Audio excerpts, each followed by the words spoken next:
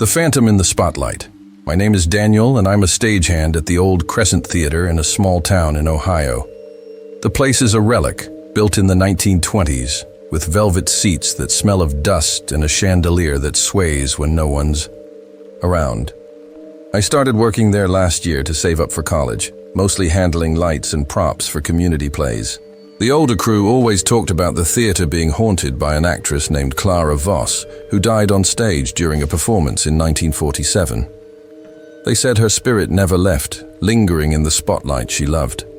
I thought it was just talk to spook newbies like me until last month. It was a Tuesday night, and we were rehearsing a production of Macbeth. The theater was mostly empty, just me, the director, and a few actors running lines. I was up in the lighting booth, adjusting the spots, when the air got heavy, like someone had cranked the heat. The booth's control panel flickered, and the main spotlight swung on its own, pinning one of the actors in a harsh white beam. She froze, mid-line, and screamed, not part of the script. I rushed to fix it, but the controls were dead. The light stayed locked on her, and then I heard it. A woman's voice, soft and melodic, singing a lullaby I didn't recognize. It was coming from the stage. I bolted downstairs, thinking someone was messing with us. The actors were huddled in the wings, pale and shaking. The director, a no-nonsense guy, was staring at the stage, where the spotlight was now sweeping in slow circles. "Who's up there?" he barked, but no one answered. The singing grew louder, echoing through the empty seats, and the temperature plummeted. My breath fogged in front of me. That's when I saw her, a woman in a flowing white dress, standing center stage. Her face was blurred, like a smudged photograph, but her eyes burned into mine. She wasn't singing anymore. She was whispering my name. "Daniel, stay." I couldn't move. The actors were shouting, but their voices sounded distant, like they were underwater. Clara, if that's who she was, glided toward me, her feet not touching the floor. The spotlight followed her, casting jagged shadows that twisted into shapes I can't describe. She reached out, her hand skeletal and cold, and I felt a tug, like something was pulling me into her. The director grabbed my arm and yanked me back, screaming for everyone to get out. We ran, the singing chasing us through the lobby until we spilled onto the street. The theater's been locked since that night, but I can't shake what happened. I quit, but I still dream about Clara, her voice calling me back to the stage. Last week I found an old playbill in my jacket pocket, one I'd never seen before with Clara Voss's name circled in red. On the back, in spidery handwriting, were the words, "The show isn't over." I burned it, but I swear I can still hear her lullaby when I'm alone, and sometimes, in the corner of my eye, I catch a glimpse of her in the shadows, waiting for her cue. The shadow in the balcony. My name is Mia, and I'm a costume designer who took a freelance gig at the Crescent Theater last spring. The place had a reputation for being creepy, with its creaky floors and dusty curtains, but I didn't mind. I loved the history of it, the stories of sold-out shows and glamorous stars from decades past. The theater manager warned me about Clara Voss, the actress who supposedly haunted the place after her death on stage in 1947. He said she didn't, like people touching her costumes in the wardrobe room. I laughed it off. Ghosts weren't real, and I had deadlines to meet. I was working late one night, alone in the wardrobe room backstage, stitching a dress for the upcoming show. The room was cramped, lined with racks of moth-eaten gowns and cracked mirrors. A single bulb flickered overhead, casting jittery shadows. I was focused, needle in hand, when I heard a faint rustle, like fabric brushing against fabric. I glanced at the racks, but nothing moved. The air felt thick, and my skin prickled. "Just the old building," I muttered, trying to shake the unease. Then the rustling came again, louder, from the direction of the balcony. The wardrobe room had a small window that looked out onto the theater's upper seats, where the cheap tickets used to be sold. I peered through the glass, expecting to see a stray cat or maybe a loose curtain. Instead, I saw a figure, a woman sitting alone in the balcony's front row. She was dressed in a shimmering gown, her hair pinned up like a 1940s starlet. Her head was turned away, but I could feel her watching me. My heart skipped. No one was supposed to be in the theater. I grabbed my phone to call the manager, but the screen froze, the battery draining to 0 in seconds. The rustling turned into footsteps, slow and deliberate, descending the balcony stairs. I backed away from the window, clutching my scissors like a weapon. The footsteps stopped, and for a moment, there was silence. Then the wardrobe room door creaked open, though I'd locked it hours ago. A cold draft swept in, carrying the scent of old perfume, lavender and something sour like decay. "Mia," a voice whispered low and syrupy from the shadows. I spun around, but the room was empty. The mirrors reflected only me, my face pale and distorted in the warped glass. Then, in one of the mirrors, I saw her, Clara, or whatever she was. Her face was too sharp, her eyes too dark, like voids that swallowed the light.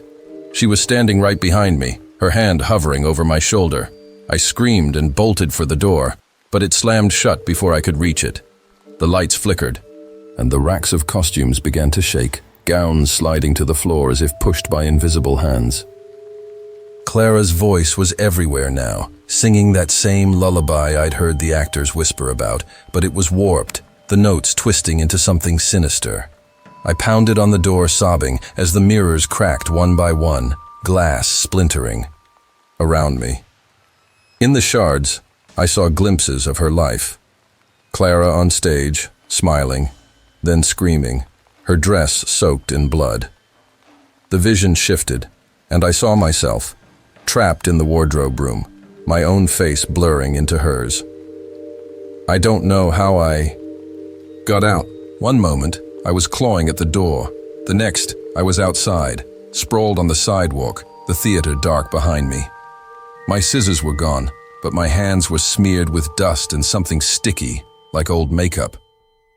When I checked my bag, I found a torn piece of fabric, part of a 1940s gown, embroidered with the initials CV. I burned it in my backyard, but the smell of lavender lingers in my apartment.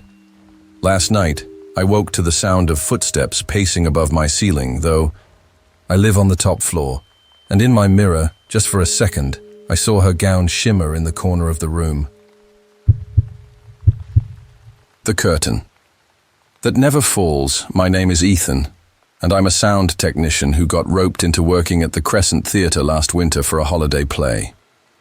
The place was a crumbling monument to better days, with its warped floorboards and faded posters from shows long forgotten. I'd heard the stories about Clara Voss, the actress who died mid-performance in 1947, her spirit supposedly tied to the stage. The other text said she hated when people messed with her props, especially the heavy red curtain that framed the stage. I didn't buy into ghost stories. I was there for the paycheck, not the lore. But that changed one night when I stayed, late to fix a microphone glitch. It was past midnight, and the theater was dead quiet, the kind of quiet that makes your own breathing sound loud. I was at the soundboard, tweaking levels, when I heard a low creak from the stage. The red curtain, thick and dusty, was swaying slightly, like someone had brushed past it. I figured it was a draft. Old buildings are full of them, so I ignored it and kept working. Then the creak turned into a rhythmic thud, like footsteps pacing behind the curtain. I called out, "Anyone there?" No answer, just the thudding, steady and deliberate. I grabbed my flashlight and climbed onto the stage, the boards groaning under my weight. The curtain was still now, but the air felt wrong, too heavy, too cold. I reached for the edge of the curtain to peek behind it, but before I could touch it, the fabric yanked back like someone had pulled it from the other side. I stumbled, my flashlight clattering to the floor. In the dim glow, I saw a shadow move, tall, thin and vaguely human, slipping behind the curtain. My pulse raced. "This isn't funny," I shouted, but my voice cracked. I should have left, but I'm stubborn. I picked up my flashlight and pulled the curtain aside. Nothing, just the bare backstage littered with old props and coiled ropes. I laughed nervously, chalking it up to exhaustion. But then the curtain snapped shut behind me, plunging me into darkness. The thudding started again, circling me now, and a voice, hers, whispered, "You don't belong here, Ethan." It was sharp, like a blade, and it knew my name. I fumbled for the stage exit, but the layout seemed wrong, like the walls had shifted. The curtain kept moving, rustling as if alive, wrapping around me like a snake. I pushed through, heart hammering, and saw her, Clara, or what was left of her. She was half lit by a spotlight that shouldn't have been on, her dress tattered, her face a mask of rage. Her eyes weren't human, they were too bright, like stage lights burning through fog. She pointed at me and the curtain tightened, the fabric coiling around my arms, my chest, squeezing until I couldn't breathe. I don't know how I broke free.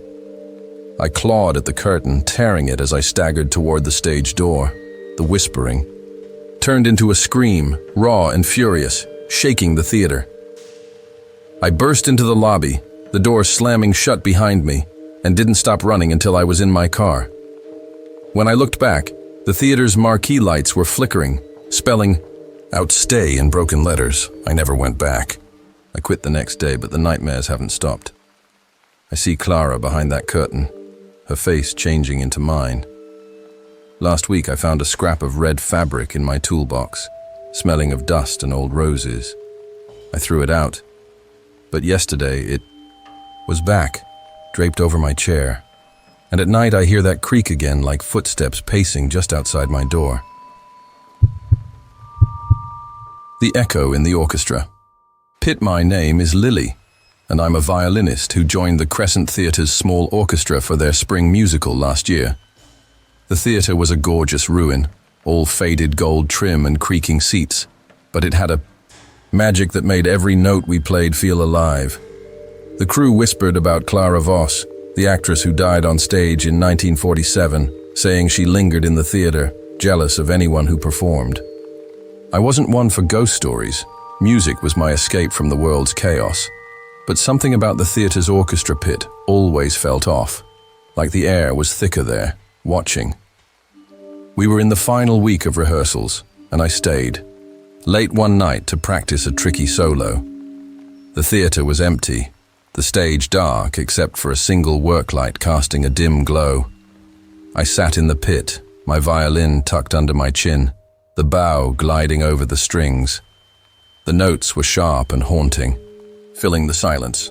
Then, mid-phrase, I heard a second violin echo mine, faint but unmistakable, coming from the back of the pit. I stopped, my bow hovering. The echo stopped too. I was alone, or I should have been. I called out, "Hello?" My voice bounced off. The walls, unanswered. I started playing again, slower, testing. The echo returned, matching my tempo but twisting the melody into something dissonant, like a lullaby gone wrong. My hands shook, but I kept going, thinking maybe it was a trick of the acoustics. Then the air turned cold, my breath visible in the dim light. The work light flickered, and the echo grew louder, no longer an echo, but a separate violin, playing its own frantic tune. I set my violin down, heart pounding, and scanned the pit. The shadows seemed to shift, pooling in the corner where the spare instruments were stored. I grabbed my phone to use its flashlight, but the screen went black, the battery dead despite being fully charged. That's when I heard her, a woman's voice, humming the twisted melody, close enough to feel her breath on my neck. "Play with me, Lily," she whispered, her voice sweet but edged with venom. I scrambled to my feet, knocking over my music. "Stand." The humming turned into laughter, low and cruel, and the spare violin in the corner began to play on its own, the bow scraping across the strings in jagged, screeching strokes. I saw her then, Clara, or something wearing her shape, crouched in the shadows, her eyes glinting like polished glass. Her dress was stained dark, her fingers claw-like as they mimed playing an invisible violin. The pit felt smaller, the walls closing in, and the music became a cacophony, drowning out my screams. I ran, tripping over chairs, my violin case banging against my hip. The laughter followed, echoing through the theater, and the stage lights flared on, blinding me. I felt her behind me, her cold fingers brushing my hair, tugging me back. I don't know how I reached the exit, but I stumbled into the alley, gasping. The theater's doors slamming shut behind me. My violin case was still clutched in my hands, but when I opened it later, the strings were snapped, and a single word was scratched into the wood. Mine. I haven't played since. I quit the orchestra and sold my violin, but I still hear that dissonant melody in my dreams, and sometimes, when I pass a mirror, I see her reflection instead of mine, her lips curled in a mocking smile. Last night, I found a bow hair, long, black and brittle, tangled in my scarf. It smelled of dust and roses, and when I touched it, my fingers went numb.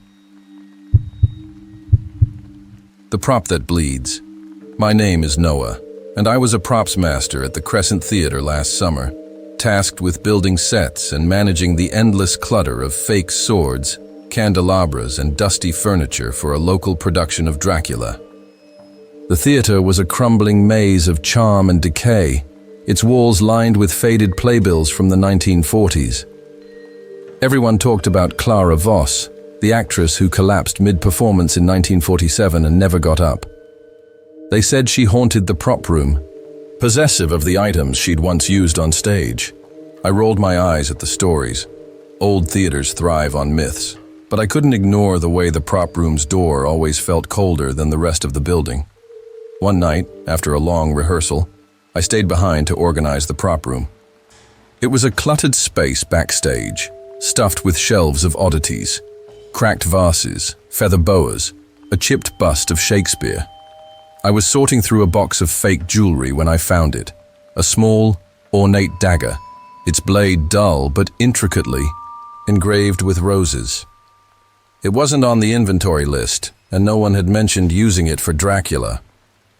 I set it on a shelf, figuring it was a leftover from some forgotten show, and kept working. Around 1 a.m., the lights in the prop room dimmed, not flickering but fading, like someone was turning a dial. I checked the switch, still on. The air grew sharp, smelling of rust and something sweet, like overripe fruit. Then I heard a drip, slow and steady, like a leaking faucet. I followed the sound to the shelf where I'd left the dagger.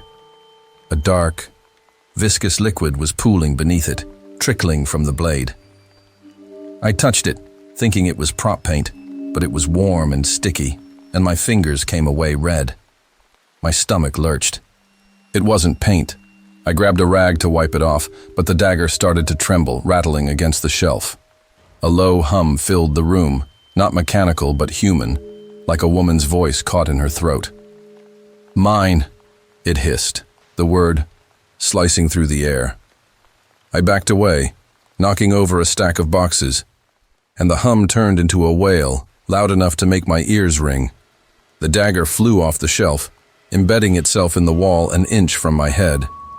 I froze, staring at the blade, still dripping that impossible blood. That's when I saw her, Clara, or what was left of her. She was in the corner, her dress torn, her face half shadow, half flesh, with one eye socket empty and the other glowing like a dying ember. She wasn't solid but flickered, like a bad projection, her hands clawing at the air. "You took it!" she snarled, her voice layering over itself, echoing inside my skull. The props around me came alive, chairs scraping across the floor, a mirror cracking, a rope coiling like a snake. I ran for the door, but it wouldn't budge, the handle icy and slick with that same blood. I don't know how long I was trapped. The wail grew deafening, and Clara's form kept shifting, sometimes a beautiful actress, sometimes a rotting corpse. I pleaded, shouting that I'd leave the dagger, that I didn't want it. The room shook, shelves collapsing, and then silence. The door clicked open and I stumbled into the hallway, gasping. When I looked back, the dagger was gone, but the wall was scarred where it had struck. I quit the next morning and never returned. I tried to forget, but last week I found a rose petal in my toolbox, brittle and stained red. At night, I hear that drip again, faint but persistent. And sometimes, when I close my eyes, I see her face, half gone, half mine, watching from the dark.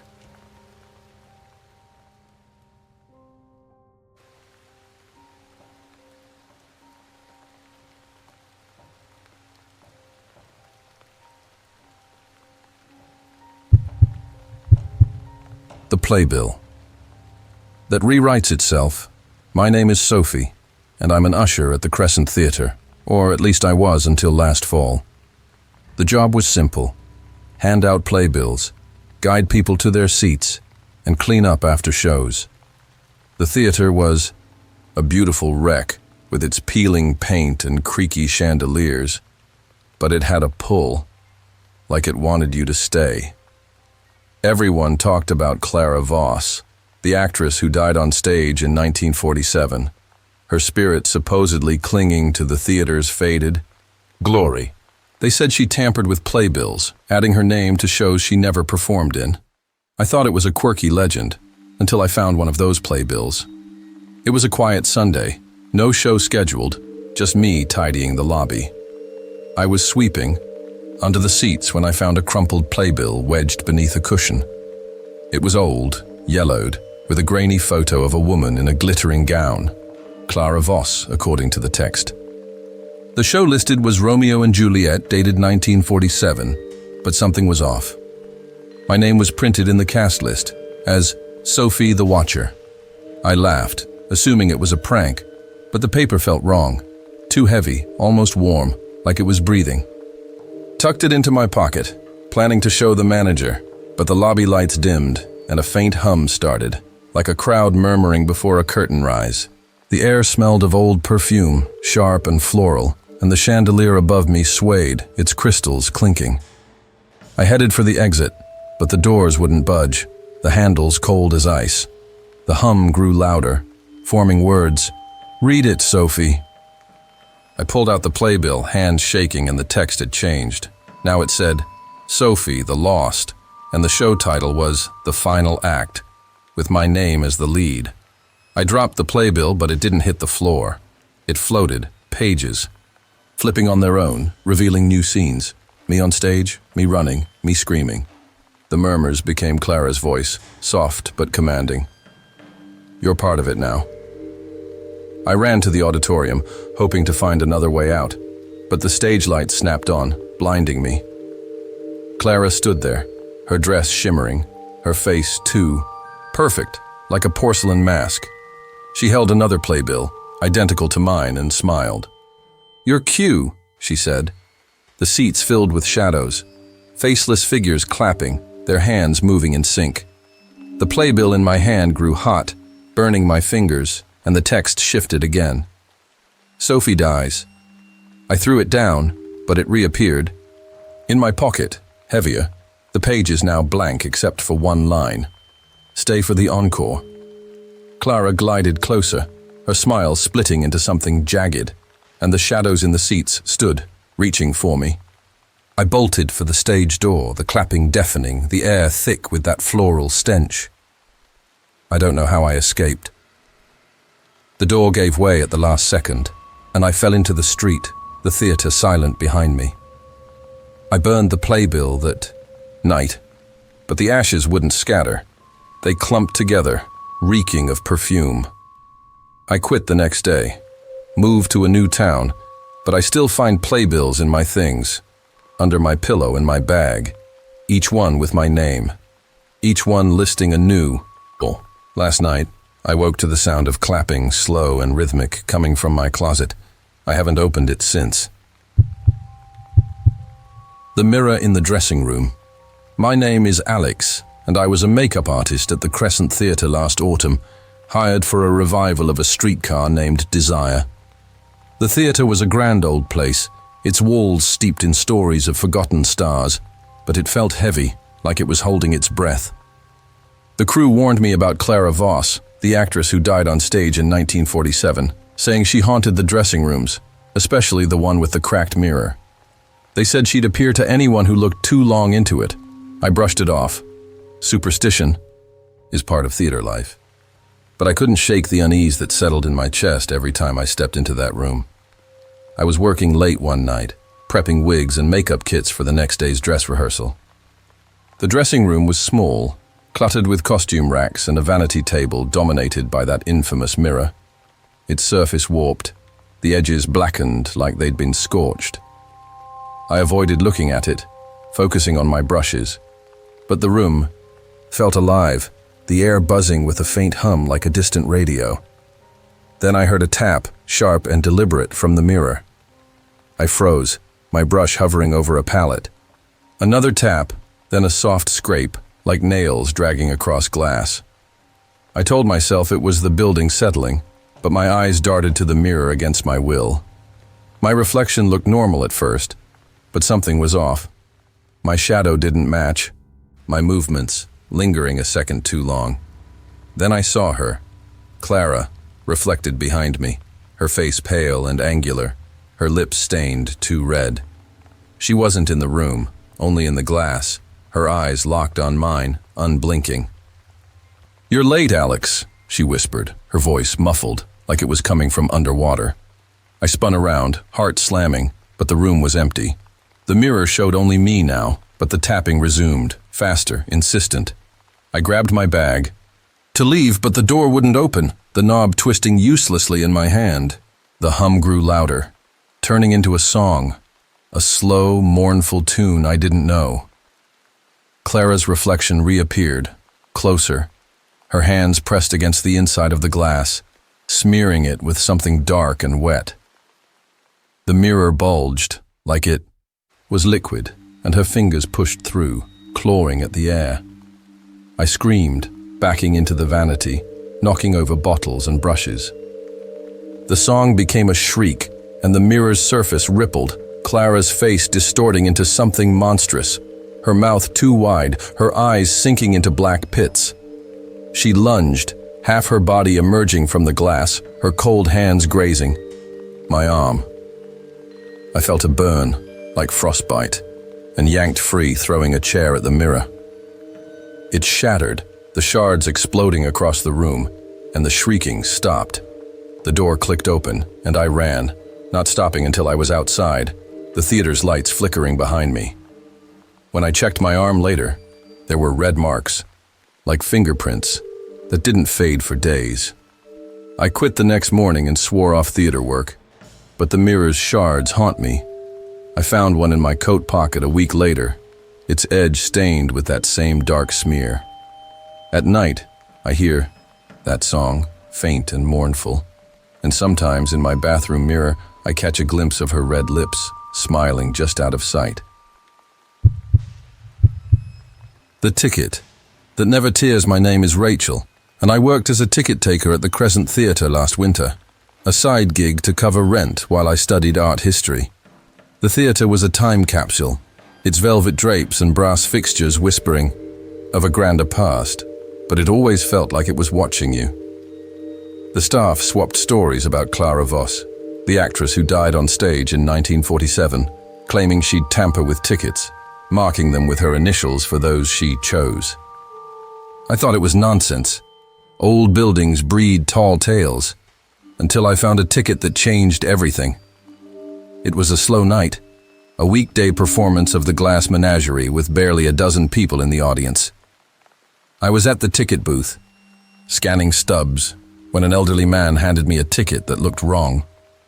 It was brittle, yellowed, and printed in an old-fashioned font, listing a show called Starlight Serenade from 1947. The name Clara Voss was scrawled across it in red ink, and so was mine. Rachel the keeper. I frowned, assuming it was a collector's item he'd brought by mistake. "Sir, this isn't valid," I said. But when I looked up, he was gone, the lobby empty. I tucked the ticket into my pocket, planning to toss it later, but the booth's light flickered, and a faint scratching sound came from the walls, like someone writing with a quill. The air turned bitter, smelling of ink and ash, and my scanner beeped, though no one was there. I checked the ticket again, and the text had shifted. Now it read, Rachel, the Chosen. And the show was The Eternal Bow, starring me. My hands shook as I tried to tear it, but the paper wouldn't rip, its edges sharp enough to cut my thumb. A drop of blood hit the ticket, and it seemed to absorb it, the red ink spreading like veins. The scratching grew louder, forming words. Take. Your seat, Rachel. I bolted from the booth, but the lobby doors were locked, the keys useless.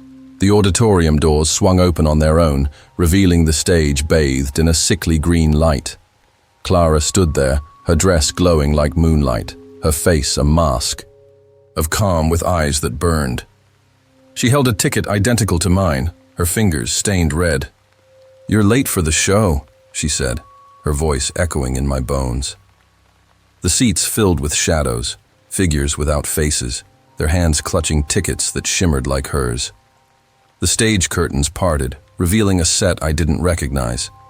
A twisted version of the theater, its walls bleeding ink. Clara beckoned, and my legs moved against my will, dragging me toward the stage. The ticket in my pocket grew heavy, burning through my coat, and I felt her inside my head, whispering lines I'd never read. Stay, perform, be mine. I don't know how I broke free.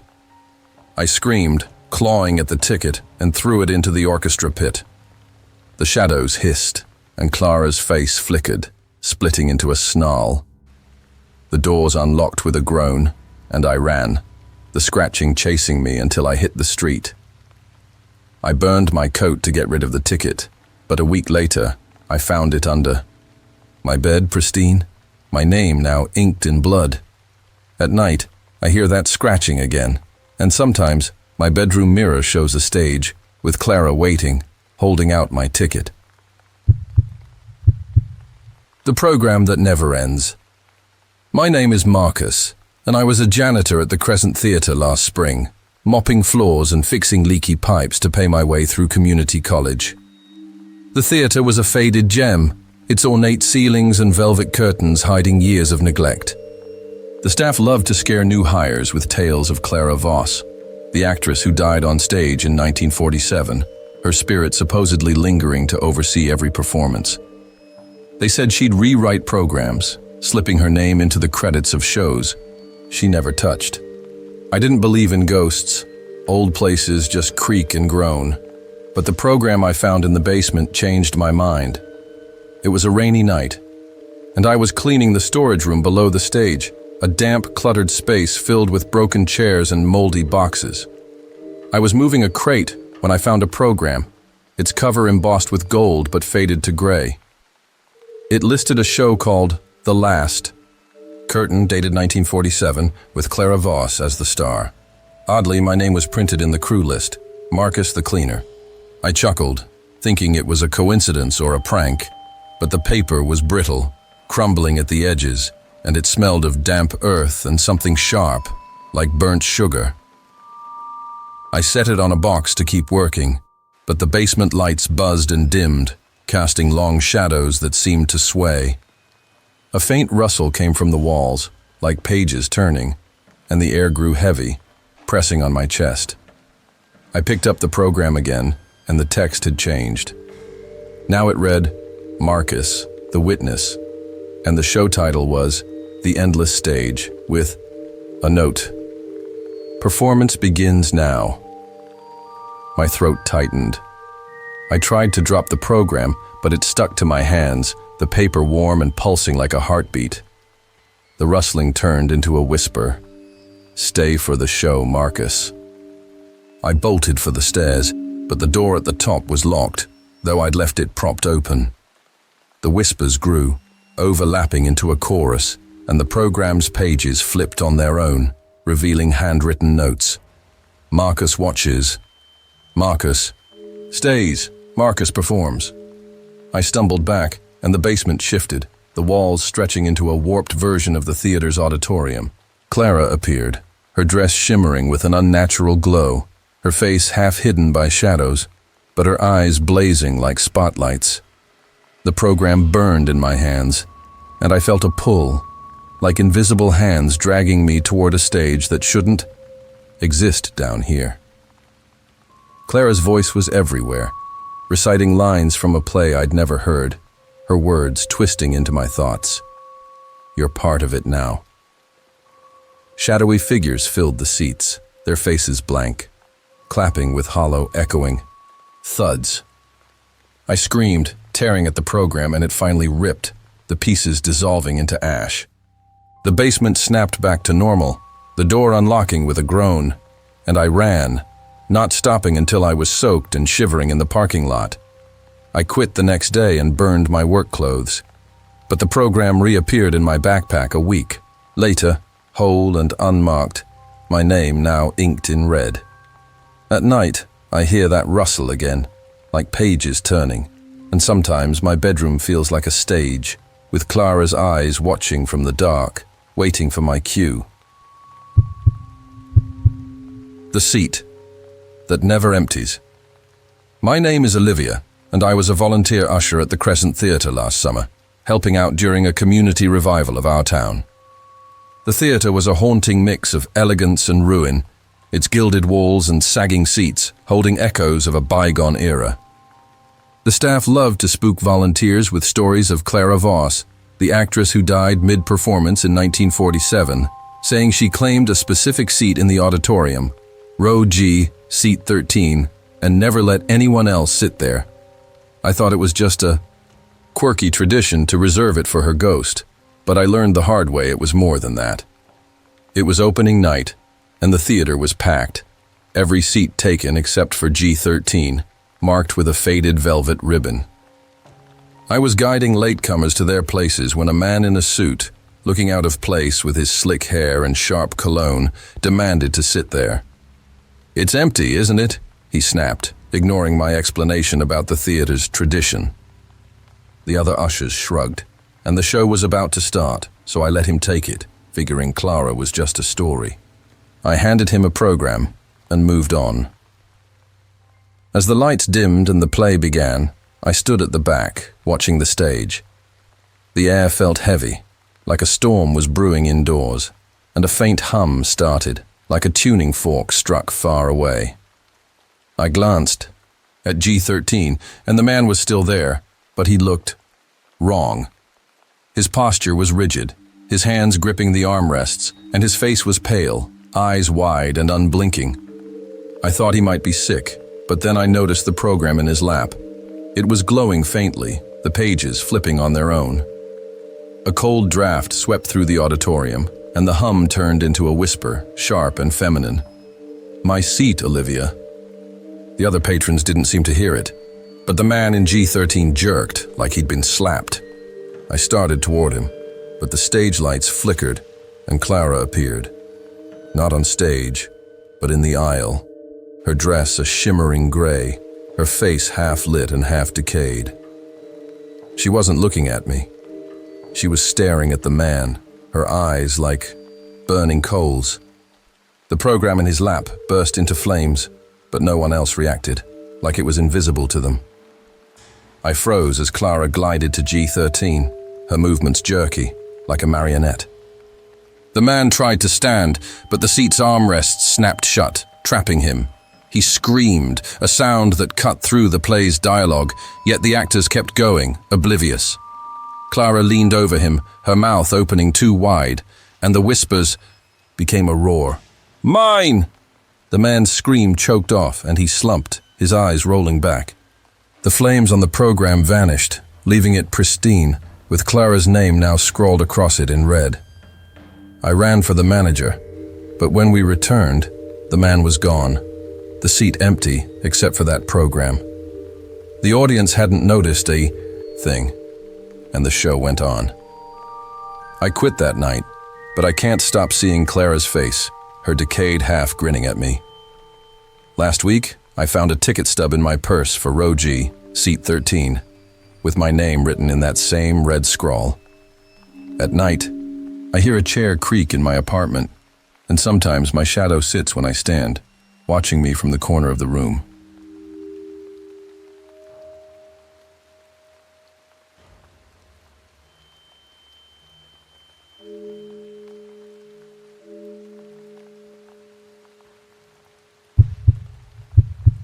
The chandelier. That sings, my name is Tyler, and I was an electrician's apprentice at the Crescent Theatre last fall, brought in to fix the ancient wiring for a production of Phantom of the Opera. The theatre was a decaying masterpiece, its gold-leafed ceilings and plush seats masking a maze of frayed cables and dust. The crew swapped stories about Clara Voss, the actress who died on stage in 1947, saying she haunted the chandelier above the auditorium, making it sway and hum during rehearsals. I didn't believe in spirits. Wires don't lie, people do. But the chandelier's eerie glow always gave me pause. One night, I was working alone, perched on a scaffold to rewire the chandelier's circuits. It was a massive thing, all crystal and brass, dangling like a frozen waterfall. The theater was silent, the stage dark below, and I was focused, clipping wires, when I heard a faint hum, not electrical, but melodic, like a woman singing scales. I checked my radio. It was off. The hum grew clearer, weaving into a tune I didn't know, and the chandelier's crystals began to clink, vibrating in time with the song. I called out, "Who's there?" My voice echoed, unanswered. The scaffold creaked, and the chandelier swayed, its light flickering in patterns that didn't match my wiring. The air turned cold, smelling of wax and roses, and the singing sharpened, now a voice whispering my name. "Tyler, look up." I froze, my screwdriver slipping from my hand, clattering to the stage far below. Against my better judgment, I looked into the chandelier's core, where the bulbs pulsed like a heartbeat. There she was, Clara, her face reflected in every crystal, her eyes glinting like shattered glass. She wasn't solid, more like a mirage, her dress sparkling as if woven from light. "Stay with me," she sang, her voice wrapping around me, pulling me closer to the edge of the scaffold. The chandelier swung harder, the crystals chiming like bells, and I felt dizzy, my hands slipping on the railing. Below, the stage lights flared on, revealing a shadow, mine, but wrong. Its arms too long, its head tilted at an impossible angle. I tried to climb down, but the scaffold shook, bolts loosening as if undone by invisible hands. Clara's song became a scream, the crystals rattling so violently I thought they'd shatter. I saw flashes in the reflections, Clara on stage, laughing, then choking, her dress stained red. The vision shifted, showing me falling, my body broken on the seats below. I shouted, kicking at the chandelier, and a wire sparked, snapping me out of the trance. The singing stopped, the scaffold stilled, and I scrambled down, heart pounding. Quit the next day, refusing to step foot in the theater again. But the chandelier's hum follows me. I found a crystal shard in my toolbox last week, warm to the touch, etched with a single word: sing. At night I hear her voice, faint, but growing louder, and sometimes my ceiling light sways, casting shadows that aren't mine. The stage that swallows. My name is Emma, and I was a set designer at the Crescent Theatre last spring, tasked with building backdrops for a production of Hamlet. The theatre was a crumbling shrine to old glamour, its warped boards and dusty curtains, hiding a strange energy that made my sketches feel alive. The crew whispered about Clara Voss, the actress who died on stage in 1947, saying the stage itself was hers, rejecting anyone who altered it. I dismissed it as theater folklore. Sets don't have souls. But the stage's dark wood always seemed to hum under my touch. One evening, I stayed late to paint a castle backdrop, the auditorium empty except for the creak of settling beams. I was on my knees, brushing gray onto canvas, when I noticed the stage floor felt warm, almost pulsing, like a heartbeat. I ignored it, blaming long hours, but then a low groan came from the trapdoor beneath the stage, used for dramatic entrances. It was locked, or should have been, but it rattled, as if something was pushing up from below. I stood, paintbrush dripping, and called, "Hello?" No answer. Just the groan again, deeper, like a beast waking.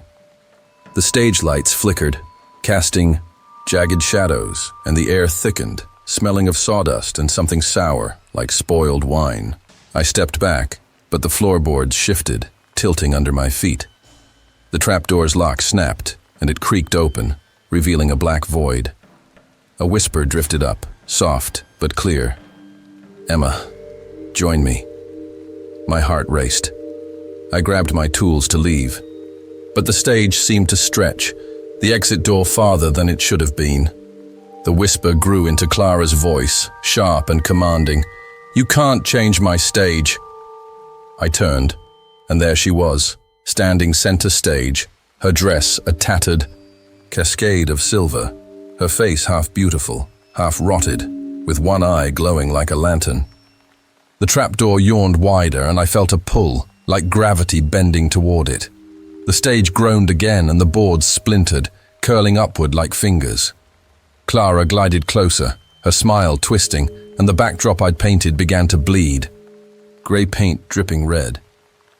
I saw flashes, Clara performing, then falling, her blood soaking the wood, and then me, trapped below, my face blending with hers.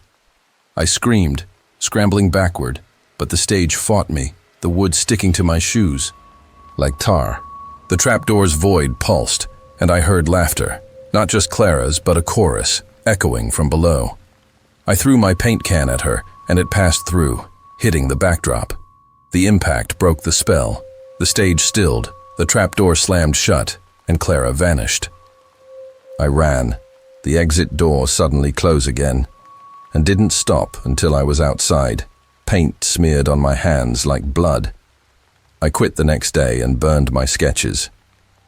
But last week, I found a splinter of dark wood in my bag, warm and etched with CV. At night, I hear the stages groan, and sometimes my floorboards creak, tilting toward the center of the room like they're waiting to swallow me whole. The footlights. That burn my name is Hannah, and I was a lighting technician at the Crescent Theatre last winter, rigging spotlights for a production of Sweeney Todd. The theatre was a Gothic relic, its creaky rafters and faded murals giving it a life of its own. The crew loved to trade ghost stories about Clara Voss, the actress who died on stage in 1947, claiming she haunted the footlights, the row of lamps along the stage's edge, making them flare and dim to her mood. I was a skeptic, more concerned with faulty wiring than spirits, but the footlight's strange warmth always made my skin crawl. One night I was alone, calibrating the lights after a rehearsal. The auditorium was dark, the only sound the hum of my equipment. I was adjusting a footlight when it surged, glowing red-hot far beyond its voltage. I yanked my hand back, cursing, but the other footlights followed, pulsing in sync like a heartbeat. The air grew thick, smelling of scorched metal and lilies, and a low hum started, not from the lights, but from the stage, like a woman's voice warming up for a song. I checked the control board. Everything was off, yet the footlights burned, brighter, casting a crimson glow. "Who's there?" I called, my voice swallowed by the dark. The hum turned into a whisper. "Hannah, shine for me." My chest tightened. I grabbed my toolkit to leave, but the stage door wouldn't budge, its handle searing hot. The footlights flared, and shadows danced. Not mine, but hers, tall and angular, moving across the stage without a source. I turned, and Clara was there, her dress a cascade of ash and light, her face split between beauty and decay, one cheek smooth, the other sunken. Her eyes glowed like the footlights, locked on me. "You're dimming my stage," she hissed, her voice crackling like static. The footlights erupted, flames licking the stage's edge, and I felt heat on my skin, though the fire didn't spread. She glided closer, and I saw flashes, Clara in her prime basking in applause, then writhing, her dress ablaze, her screams echoing. The vision shifted, showing me in flames, my hands charred, my face hers. I stumbled back, tripping over a cable, and the footlights surged again, the flames curling toward me like fingers. Clara's whisper became a shriek, and the stage shook, props rattling in the wings. I threw my flashlight at her. It passed through, shattering a footlight. The flames died. The stage went dark and the door clicked open. I ran, the smell of lilies choking me, and didn't stop until I was outside, my hands trembling, marked with faint burns that hadn't been there before. I quit the next morning and swore off theaters. Last week, I found a bulb in my jacket pocket, warm and etched with CV. At night, I hear a hum, like a voice warming up, and sometimes my desk lamp flares red, casting a shadow that moves when I don't. The costume that binds, my name is Liam, and I was a wardrobe assistant at the Crescent Theater last summer, helping with costume fittings for a production of The Crucible. The theater was a crumbling monument to faded stardom, its narrow hallways lined with posters of forgotten shows. The crew shared tales of Clara Voss, the actress who died on stage in 1947, warning that she lingered in the costume storage, possessive of her old gowns. I scoffed. Fabric can't hold grudges, but the storage room's musty air always felt heavy, like it was waiting for something. One night, I was alone, sorting costumes after a late fitting. The storage room was a maze of racks, stuffed with petticoats, capes, and sequined dresses, lit by a flickering bulb. I was folding a velvet cloak when I found a gown that didn't belong, a silver dress, shimmering like liquid moonlight, with intricate lace and a faint stain on the bodice, dark and rusty. It wasn't on the production list, and the tag read CV in faded ink. Curious, I held it up, and the fabric seemed to hum, warm under my fingers. The bulb dimmed, and a soft rustle filled the room, like silk brushing skin. The air turned sharp, smelling of old roses and copper, and the gown twitched in my hands, as if trying to slip free. I laughed nervously, setting it down, but the rustle grew into a whisper. Wear it, Liam. My skin prickled. I stepped back, but the gown slid off the rack, pooling on the floor like a living thing. The other costumes stirred, their hangers clinking, and the door slammed shut, the lock clicking. I grabbed a seam ripper, heart racing, but the gown rose, floating upright, its sleeves curling like arms. Clara appeared, her form flickering in the gown's folds, her face pale with lips too red, her eyes like polished obsidian.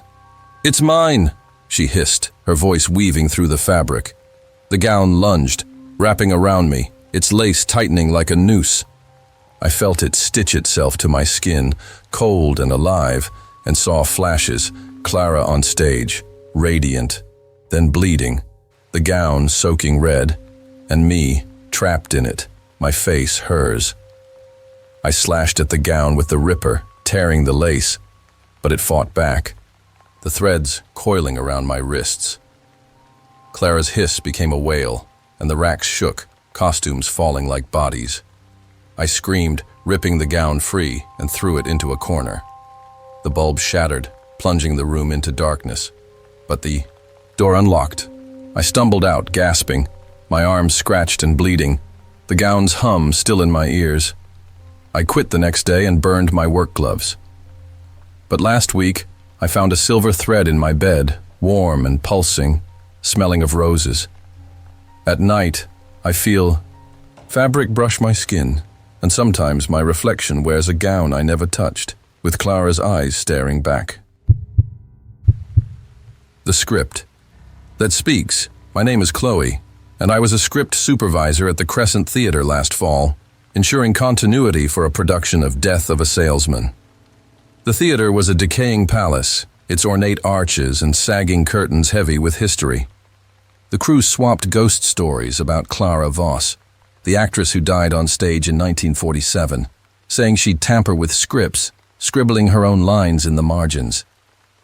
I thought it was just theater superstition. Scripts don't rewrite themselves, but the way my pages sometimes rustled on their own made me uneasy. One night, I was alone in the green room, reviewing the script under a flickering lamp.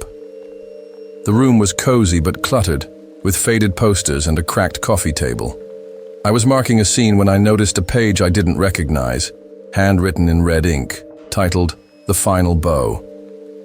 It described a solo performance by Clara Voss, with lines like, "The stage is mine, forever." My name was scrawled at the bottom, Chloe, the scribe. I frowned, assuming it was a prank, but the ink was wet, glistening like blood. The lamp dimmed, and a faint scratching filled the room like a pen on paper. The air turned cold, smelling of ink and dust, and the script's pages began to flip, stopping on the new page. The red ink pulsed, and a whisper slithered out. "Read it, Chloe." My hands shook, but I couldn't look away. The words shifted, now a monologue. "Chloe joins the cast. Chloe speaks my truth." I tried to close the script, but it snapped, shut on my fingers, the pages cutting my skin. The scratching grew louder, forming Clara's voice. "Perform it." I bolted for the door, but it was locked, the handle slick with that same red ink. The stage lights outside flared, visible through the green room's window, and Clara appeared on stage, her dress shimmering, her face a mask of rage with eyes like burning ink. She held a script identical to mine, its pages glowing. "Your lines," she hissed. And my script opened again, the words crawling across the page, forcing me to read aloud. "I am Clara's voice." My voice wasn't mine. It was hers, echoing through the theater. The posters on the walls bled, their ink running red, and I saw flashes, Clara writing, weeping, then dying, her script unfinished. The vision shifted, showing me on stage, my face hers, reciting forever. I screamed, tearing the page out, and the script burned, the flames cold and blue. The door unlocked, and I ran, the whispers chasing me until I hit the street. I quit the eye next day and shredded my notes. But last week, I found a scrap of paper in my purse, red ink spelling CV. At night, I hear scratching like a pen on paper, and sometimes my journal opens to blank pages, filling with lines I didn't write, in a voice that's not my own.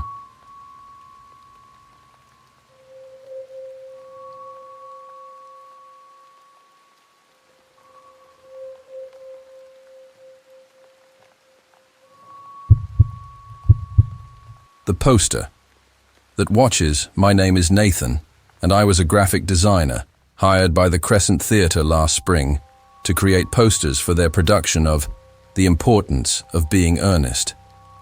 The theatre was a decaying jewel, its grand foyer and velvet-lined halls steeped in an eerie charm. The staff shared stories of Clara Voss, the actress who died on stage in 1947, claiming her image lingered in old posters, her eyes following those who passed. I thought it was just a spooky gimmick to hype the theater's mystique, until I found a poster that wasn't mine. I was working late in the theater's office, a cramped room stuffed with old playbills and dusty files, tweaking a poster design on my laptop. Around midnight, I noticed a frame on the wall I hadn't seen before. A faded poster for a 1947 show called Moonlit Requiem, featuring Clara Voss in a silver gown, her eyes unnaturally bright, almost glowing. My name was printed in the corner as the designer, which was impossible. I'd never touched it. I laughed it off, assuming it was a prank, but the paper felt strange, slick and warm, like skin. The office lights flickered, and a soft hum filled the air, like a distant audience murmuring. The room smelled of old ink and lavender, sharp and cloying. I glanced at the poster again, and Clara's eyes had moved, now staring directly at me. My heart skipped. I rubbed my eyes, but her gaze didn't shift. A whisper slithered from the frame. See me, Nathan. My laptop screen glitched, displaying the same poster, my design replaced with Clara's image, her lips curling into a smile. I yanked the frame off the wall, but it wouldn't break, the glass unyielding. The hum grew louder, and the poster's colors bled, ink dripping onto the floor, pooling red. Clara's voice sharpened. Hang me. The other posters in the room shook, their frames rattling, and I felt a tug, like invisible hands pulling me toward the foyer. I resisted, but my feet moved, dragging me to the display board where I'd hung my own posters. Clara stood there, her form flickering between the poster and the air, her eyes burning through me. Your work is mine, she hissed. The foyer lights flared, and every poster on the board changed, now showing Clara, her face in different poses, all with my name as the designer. I saw flashes, Clara posing, laughing, then screaming, her image trapped in ink, and me, my face blending into hers, my hands stained red. I threw the frame at the board, shattering it, and the whispers turned to a shriek. The posters burned, flames licking the walls, but the fire was cold, leaving no marks. The door to the street swung open, and I ran, the hum chasing me. I quit the next day and deleted my designs. But last week I found a crumpled flyer in my bag, Clara's face staring up, my name in red ink. At night, I hear paper rustling, and sometimes my walls seem to shift, her eyes watching from the shadows. The marquee. That lies. My name is Zoe, and I was a part-time marketing assistant at the Crescent Theater last summer, tasked with updating the marquee and promoting their production of A Midsummer Night's Dream. The theater was a haunting blend of grandeur and decay, its faded neon sign and cracked tiles whispering of lost glory. The staff loved to scare me with tales of Clara Voss, the actress who died on stage in 1947, saying she tampered with the marquee, spelling out messages for those she marked. I thought it was just a creepy legend. Letters don't rearrange themselves. Until the marquee started speaking to me. It was a muggy evening, and I was outside, swapping letters on the marquee under the flickering streetlight. The air was thick, and the neon buzzed, casting a sickly glow. I was spelling out Midsummer Night when I noticed extra letters in the box, old, chipped ones that read CV and Zoe. I hadn't brought them, and the storage shed was locked. Shrugging it off as a prank, I finished and stepped back, but the marquee now read, Zoe, my star. My stomach dropped. I hadn't put those words up. The neon flickered, and a low hum started, like a voice trapped in static, whispering, Shine, Zoe. The air smelled of ozone and wilted flowers, and the marquee's letters shifted again, rearranging into, Come. Inside. I grabbed my ladder to fix it, but the letters were stuck, fused to the board. The theater doors creaked open behind me, though I hadn't touched them. I called out, Who's there? But the hum grew louder, forming Clara's voice. Your name in lights. I ran to the doors to lock them, but they slammed shut, trapping me outside. The marquee flared, its neon burning red, and Clara appeared in the glass door's reflection. Her dress shimmering, her face pale with eyes like glowing embers. Join my show, she hissed, her voice crackling through the neon. The marquee spelled out, Zoe dies now, the letters dripping with something dark, like ink or blood. I saw flashes, Clara on stage, applauded, then collapsing, her name erased from the marquee, and me, my name replacing hers, my face fading into hers. I screamed, kicking the ladder at the marquee. It sparked, the neon shattering, and the hum turned to a wail. The doors flew open, and I stumbled back, falling into the street as the marquee went dark. I quit the next day, refusing to return. But last week, I found a chipped marquee letter. In my bag, warm and etched with CV. At night, I hear static, like a neon hum, and sometimes my window reflects a marquee I never made, spelling Zoe Perform. The rehearsal. That never stops. My name is Ava, and I was an assistant director at the Crescent Theater last fall, helping stage a production of Waiting for Godot. The theater was a haunting relic, its chipped frescoes and sagging stage carrying, the weight of decades. The crew loved to spook me with stories of Clara Voss, the actress who died mid-performance in 1947, saying she'd hijack rehearsals, forcing actors to repeat her lines. I thought it was just theater myth. Actors are dramatic. But the way the stage lights flickered during quiet moments always set me on edge. One night, I was running a late rehearsal with just 2 actors, practicing a scene in the empty auditorium. The air was stale, and the stage creaked underfoot. We were midway through a line when the actors froze, their voices overlapping, reciting words that weren't in the script. The stage is mine, forever. I checked my notes. Nothing like that in Godot. Their eyes were blank, their movements stiff, like puppets. I clapped my hands, shouting, "Cut!" but they kept going, their voices blending into a single eerie tone. "Ava, direct me." The lights dimmed, and a cold draft swept through, smelling of dust and violets. The script in my hands grew heavy, its pages flipping to a handwritten scene titled Clara's Encore. My name was scrawled as director, with lines I'd never seen. Ava kneels. Ava performs. I tried to drop it, but the pages stuck to my fingers, ink smearing red. A hum rose from the stage and Clara appeared, her dress glowing like frost, her face half shadow, half flesh, with eyes that burned through me. "Begin," she whispered, her voice coiling in my mind. The actors turned to me, still chanting, their faces warping, flickering between theirs and Clara's. The stage warped too, the set twisting into a mirrored version of the theater, endless, rows of seats filled with shadowy figures clapping in sync. I felt a tug, like strings pulling me to the stage, my mouth forming words I didn't choose. I serve the star. Clara smiled, her teeth too sharp, and I saw flashes, her final bow, her collapse, her rage, and me, directing her forever, my face hers. I screamed, tearing the script apart, and the actors collapsed, gasping. The stage lights flared, burning my eyes, and Clara's wail shook the theater.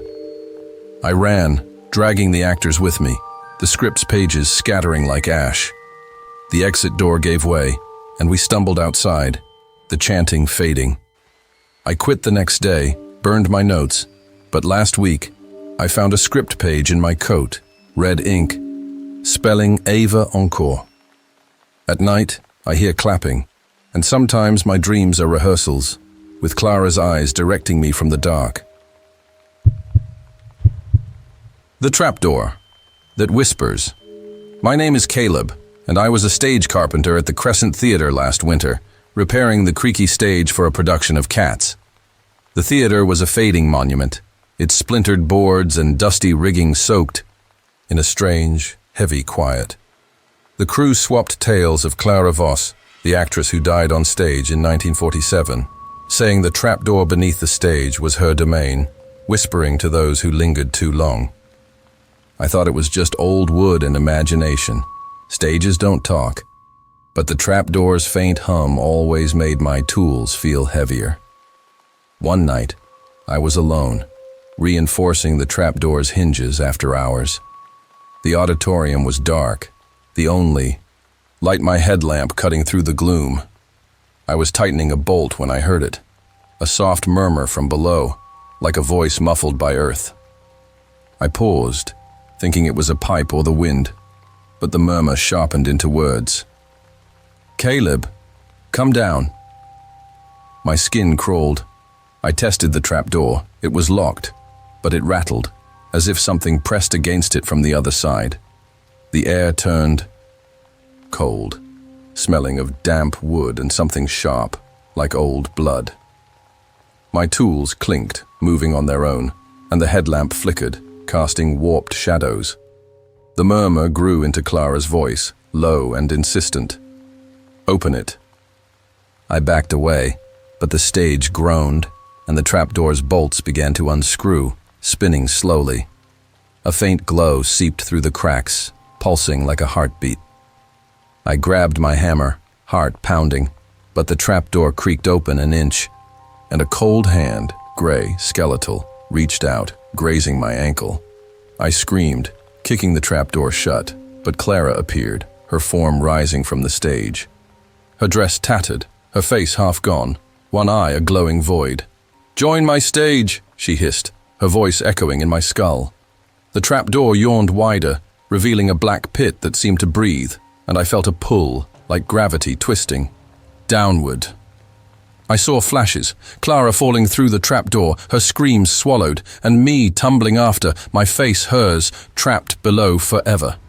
The stage shook, boards splintering, and I swung my hammer at the trapdoor, smashing the hinges. The glow faded, Clara's wail piercing the air, and the trapdoor slammed shut. I ran, tools forgotten, the exit door giving way as I stumbled into the alley. I quit the next day, burned my work belt, but last week I found a rusty bolt in my shoe etched with CV.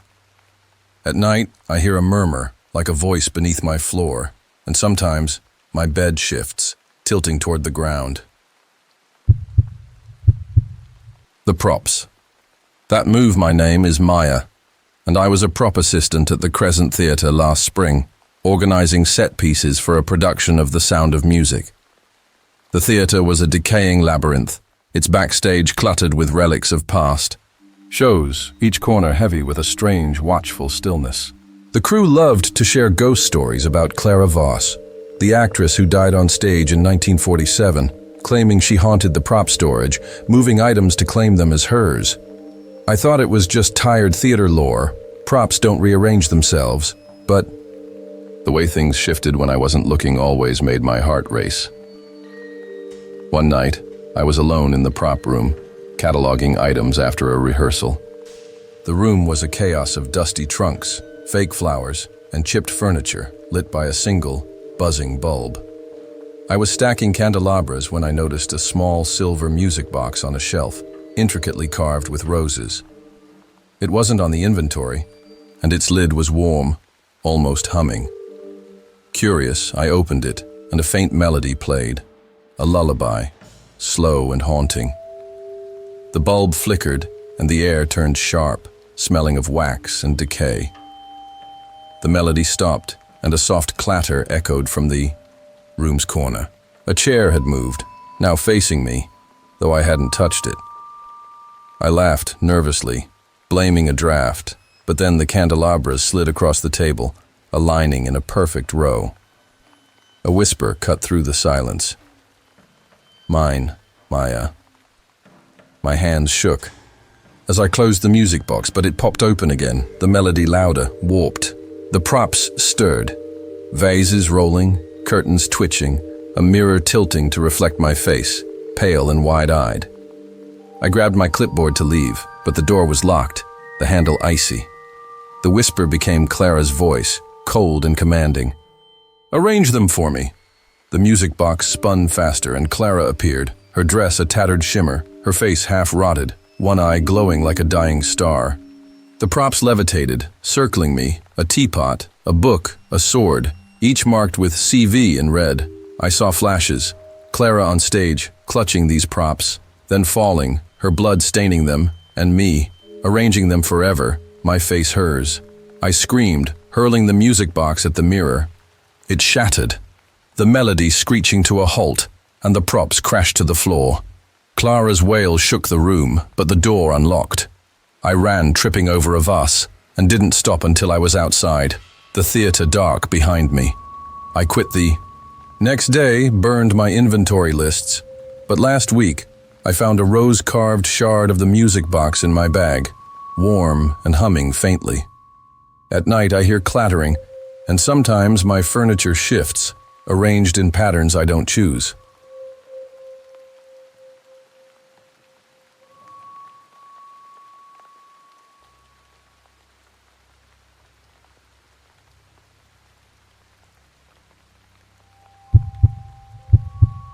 The curtain that breathes. My name is Isaac, and I was a rigger at the Crescent Theatre last fall. tasked with maintaining the heavy stage curtains for a production of Othello. The theater was a crumbling cathedral of faded opulence, its velvet, drapes and chipped chandeliers steeped in a restless quiet.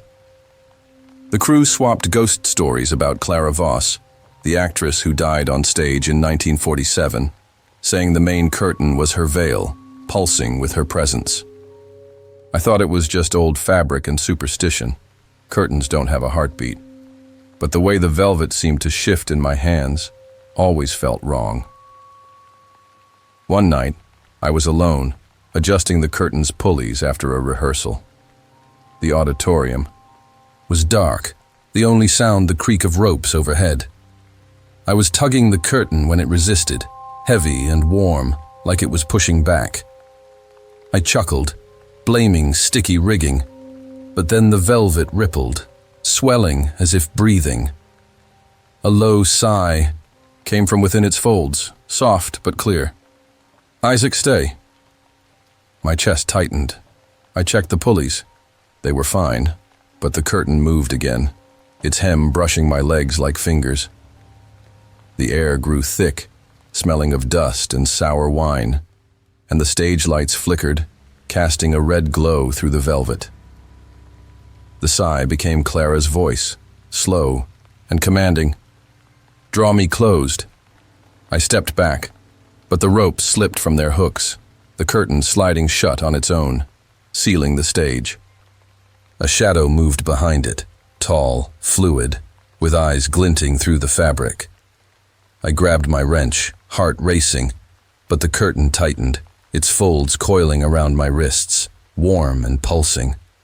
Clara emerged, her dress a mirror of the curtains. Velvet, her face half beautiful, half rotted, one eye a glowing ember. "You're on my stage," she whispered, her voice weaving through the fabric. The curtain pressed harder, squeezing my chest, and I saw flashes. Clara behind the curtain, radiant, then choking, her blood seeping into the velvet, and me trapped within it, my face hers. The stage shook, the chandeliers rattling, and the curtain's sigh became a moan, loud enough to drown my screams. I swung my wrench, tearing the velvet, and the ropes snapped, the curtain collapsing in a heap. Clara's moan turned to a shriek, and the stage went dark.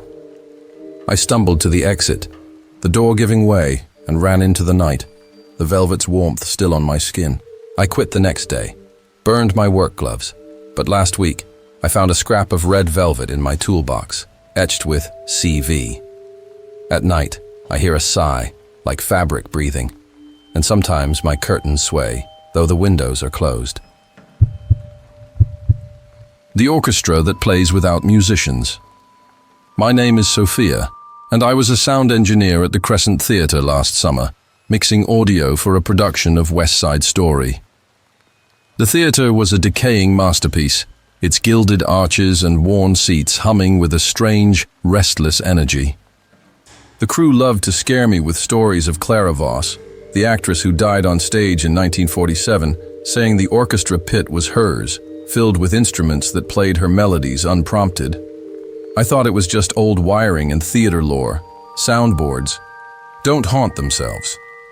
But the pit's faint vibrations always made my headphones buzz. One night I was alone, calibrating the mics after a rehearsal. The auditorium was silent, the stage dark, and I was at the soundboard when a low note, a cello, deep and mournful, echoed from the pit. I checked my inputs. Nothing was live. The note swelled, joined by a violin, then a flute, weaving a melody. I didn't recognize slow and jagged like a funeral march. My skin prickled. I called out, "Who's down there?" But the pit was empty, the instruments untouched, yet the music grew louder, pulsing through the theater. The air turned cold, smelling of resin and ash, and my soundboard glitched. Faders, moving on their own, amplifying the ghostly orchestra. A whisper cut through. "Listen, Sophia." I yanked off my headphones, but the music was in the air now, and the pit's shadows stirred, forming Clara's shape. Her dress, a tattered shimmer, her face half gone, one eye glowing like a struck match. "Play my song," she hissed, her voice layering over the instruments. The mics screeched, feedback looping into her words. "Join the pit." I tried to shut down the board, but the controls froze, and the instruments levitated. A drumstick striking air, a bow scraping strings, each marked with CV in red. The stage lights flared, and I saw flashes. Clara conducting, radiant, then collapsing, her music unfinished, and me trapped in the pit, my hands playing her notes, my face hers. The music became a roar, the pit's floor cracking, pulling me toward it. I screamed, smashing the soundboard with a chair, and the instruments fell, the music cutting to silence. Clara's wail shook the theater, but the exit door unlocked. I ran, my headphones tangled around my neck, and didn't stop until I was outside, the pit's hum still in my ears. I quit the next day, trashed my gear, but last week I found a violin string in my bag, warm and etched with CV. At night, I hear a cello note, low and mournful, and sometimes my speakers hum, playing a melody I never mixed. The spotlight. That steals. My name is Ethan, and I was a spotlight operator at the Crescent Theater last spring, working the lights for a production of Chicago. The theater was a grand ruin, its faded gold trim and creaky catwalk steeped in a heavy, watchful silence. The crew loved to spook me with tales of Clara Voss, the actress who died on stage in 1947, saying the main spotlight was hers, burning brighter when she wanted to be seen. I thought it was just old wiring and theater myth. Lights don't choose their targets. But the way the spotlight's beam sometimes lingered on empty spaces made my skin crawl. One night, I was alone in the lighting booth, adjusting the spotlight, after a rehearsal. The auditorium was dark, the stage a void below, and I was tweaking the beam when it surged, flaring white-hot, pinning a spot on the empty stage. I checked the controls. They were off, yet the light burned, its hum growing, into a low melodic drone like a woman's voice. The air turned cold, smelling of ozone and faded perfume, and the beam shifted, sweeping across the seats, then locking onto me through the booth's glass. A whisper slithered through the hum. "Ethan, step into my light." My hands froze on the controls. I tried to shut it down, but the spotlight swung wildly, its beam narrowing, blinding me. Shadows danced in the light, not mine, but hers, tall and jagged, with eyes glinting like shattered bulbs. I stumbled back, heart pounding, but the glass rattled, and Clara appeared, her dress a cascade of silver, her face half beautiful, half rotted, one eye glowing like the spotlight itself. "Take my stage," she hissed, her voice crackling in the beam. The spotlight tightened, burning my skin, and I felt a pull, like it was dragging me through the glass. The booth's walls warped, the stage below stretching into an endless void. I saw flashes, Clara basking in the spotlight, radiant, then screaming, her light snuffed out, and me trapped in the beam, my face hers, performing forever. The hum became a roar, the light searing, and I screamed, smashing the control panel with a wrench. The spotlight shattered, sparks flying, and the booth went dark. Clara's wail echoed, but the door unlocked. I ran, tripping down the catwalk, the beams, heat still on my skin. I quit the next day, trashed my tools, but last week I found a glass shard in my pocket, warm and etched with CV. At night, I hear a hum, like a spotlight warming up, and sometimes my lamp flares, pinning my shadow to the wall, its face not mine. The playbill that bleeds. My name is Lila, and I was a front-of-house manager at the Crescent Theater last summer, overseeing ticket sales and ushering for a production of My Fair Lady. The theater was a faded palace, its marble floors and tarnished, chandeliers cloaked in an eerie stillness that clung to your skin. The staff loved to trade ghost stories about Clara Voss, the actress who died on stage in 1947, saying she haunted the playbills, her name appearing in red ink on programs she never starred in. I thought it was just a gimmick to thrill patrons. Paper doesn't bleed. But the way playbills sometimes felt warm in my hands always unnerved me. One evening I was alone in the ticket booth, sorting playbills for the next show. The booth was cramped, its walls lined with old posters, and the air was thick with dust. I was stacking programs when I found one that didn't belong, a brittle yellowed playbill for a 1947 show called Eternal Spotlight, starring Clara Voss.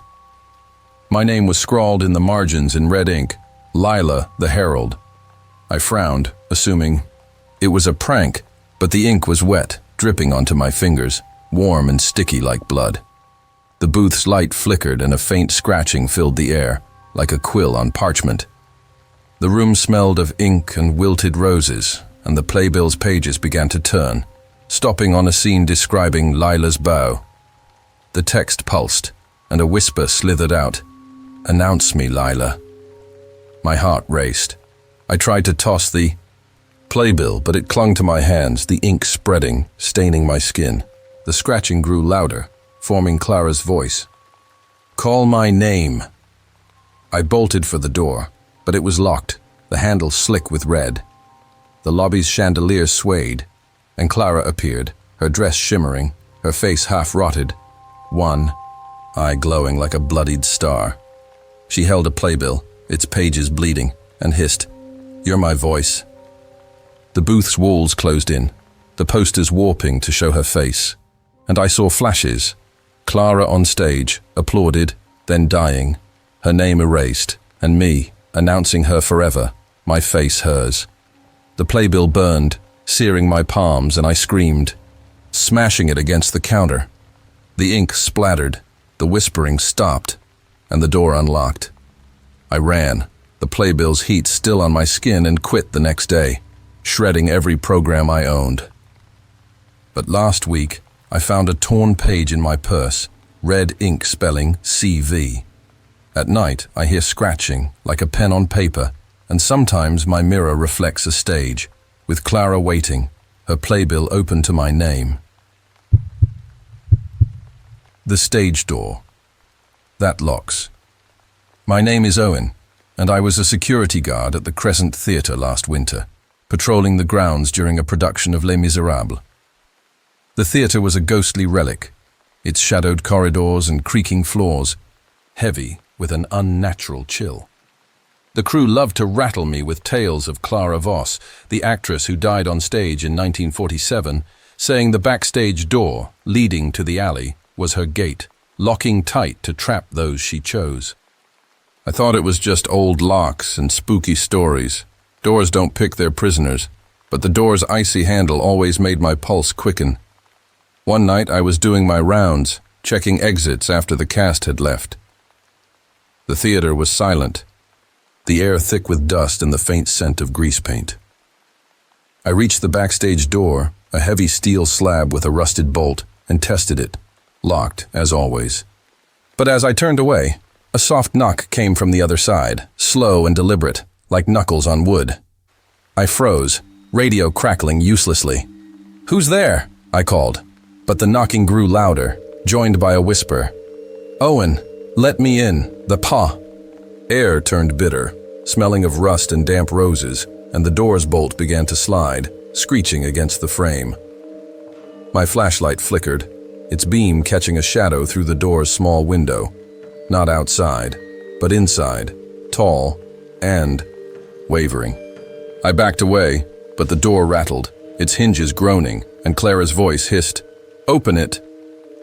The lock clicked, and the door creaked inward, revealing nothing but the dark alley, yet the shadow grew, pooling at my feet.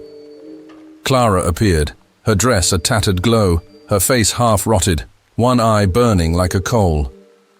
"Stay with me," she rasped, her voice coiling in my ears. The door slammed shut behind me, trapping me in the backstage corridor, and the walls seemed to pulse, closing in. I saw flashes, Clara at the door begging to be let in, then dying, her screams locked inside, and me pounding on the steel, my face hers, trapped forever. The knocking became a pounding, shaking the theater, and I felt her cold fingers brush. "My neck!" I screamed, slamming my shoulder against the door, and it gave way, spilling me into the alley. Clara's wail followed, but the door locked itself again, the bolt sliding shut. I quit the next day, tossed my keys, but last week I found a rusted bolt in my jacket, etched with CV. At night, I hear knocking, slow and steady, and sometimes my apartment door rattles, though no one's there.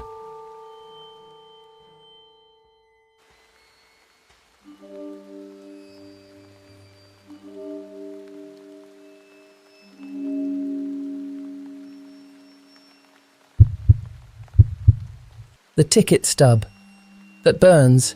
My name is Grace, and I was a box office clerk at the Crescent Theatre last spring, selling tickets for a production of The Music Man.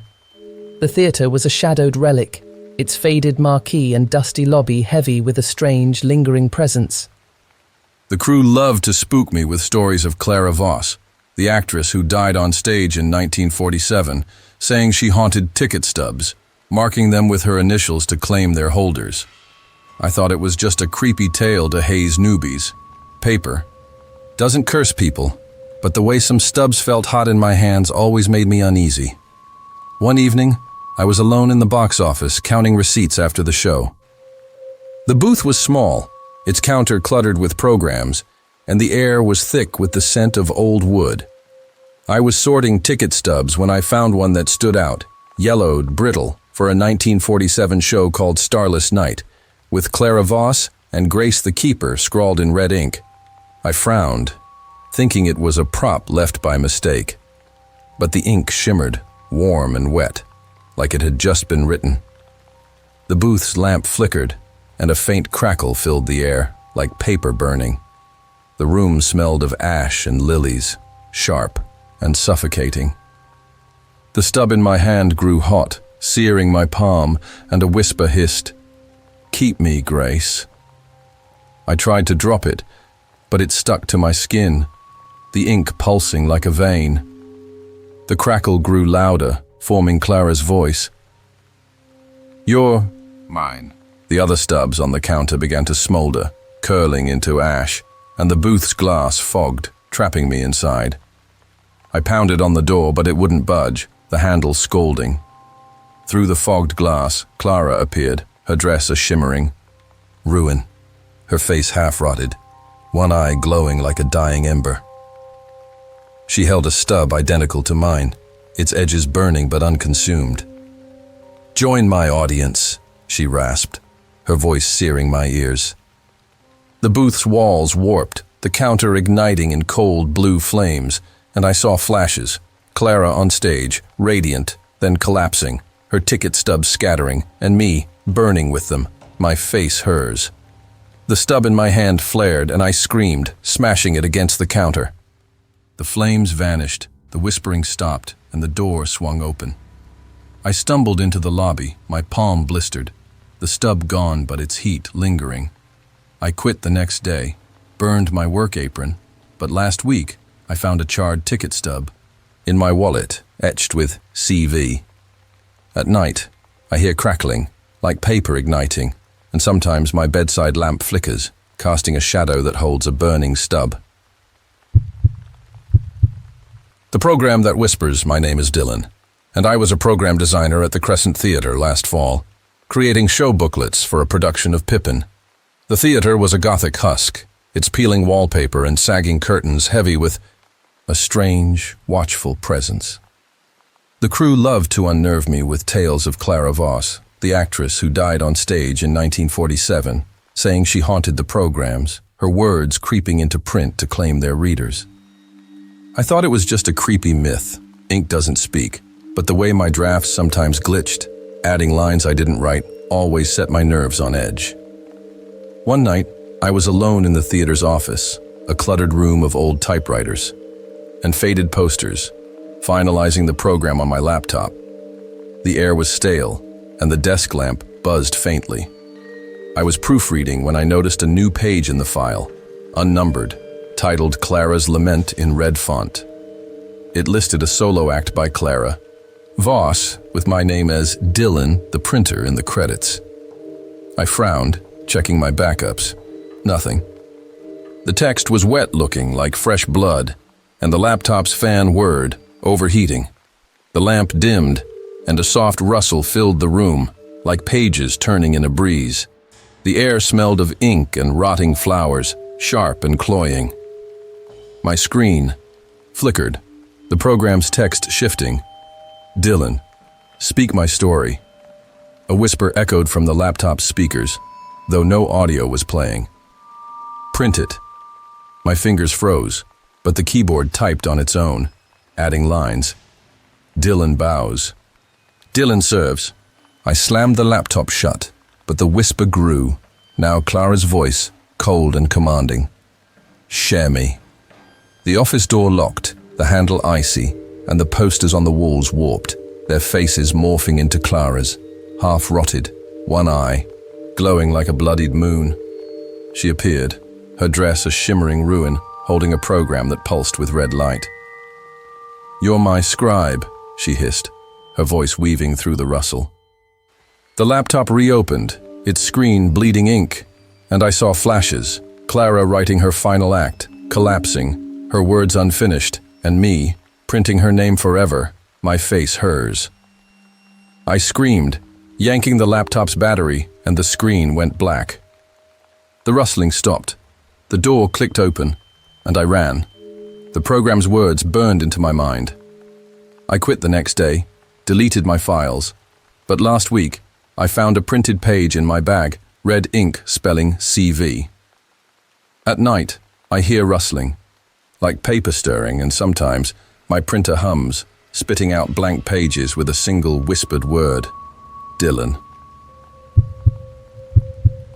The backdrop that bleeds my name is Nora, and I was a scenic painter at the Crescent Theater last summer, crafting backdrops for a production of The King and I.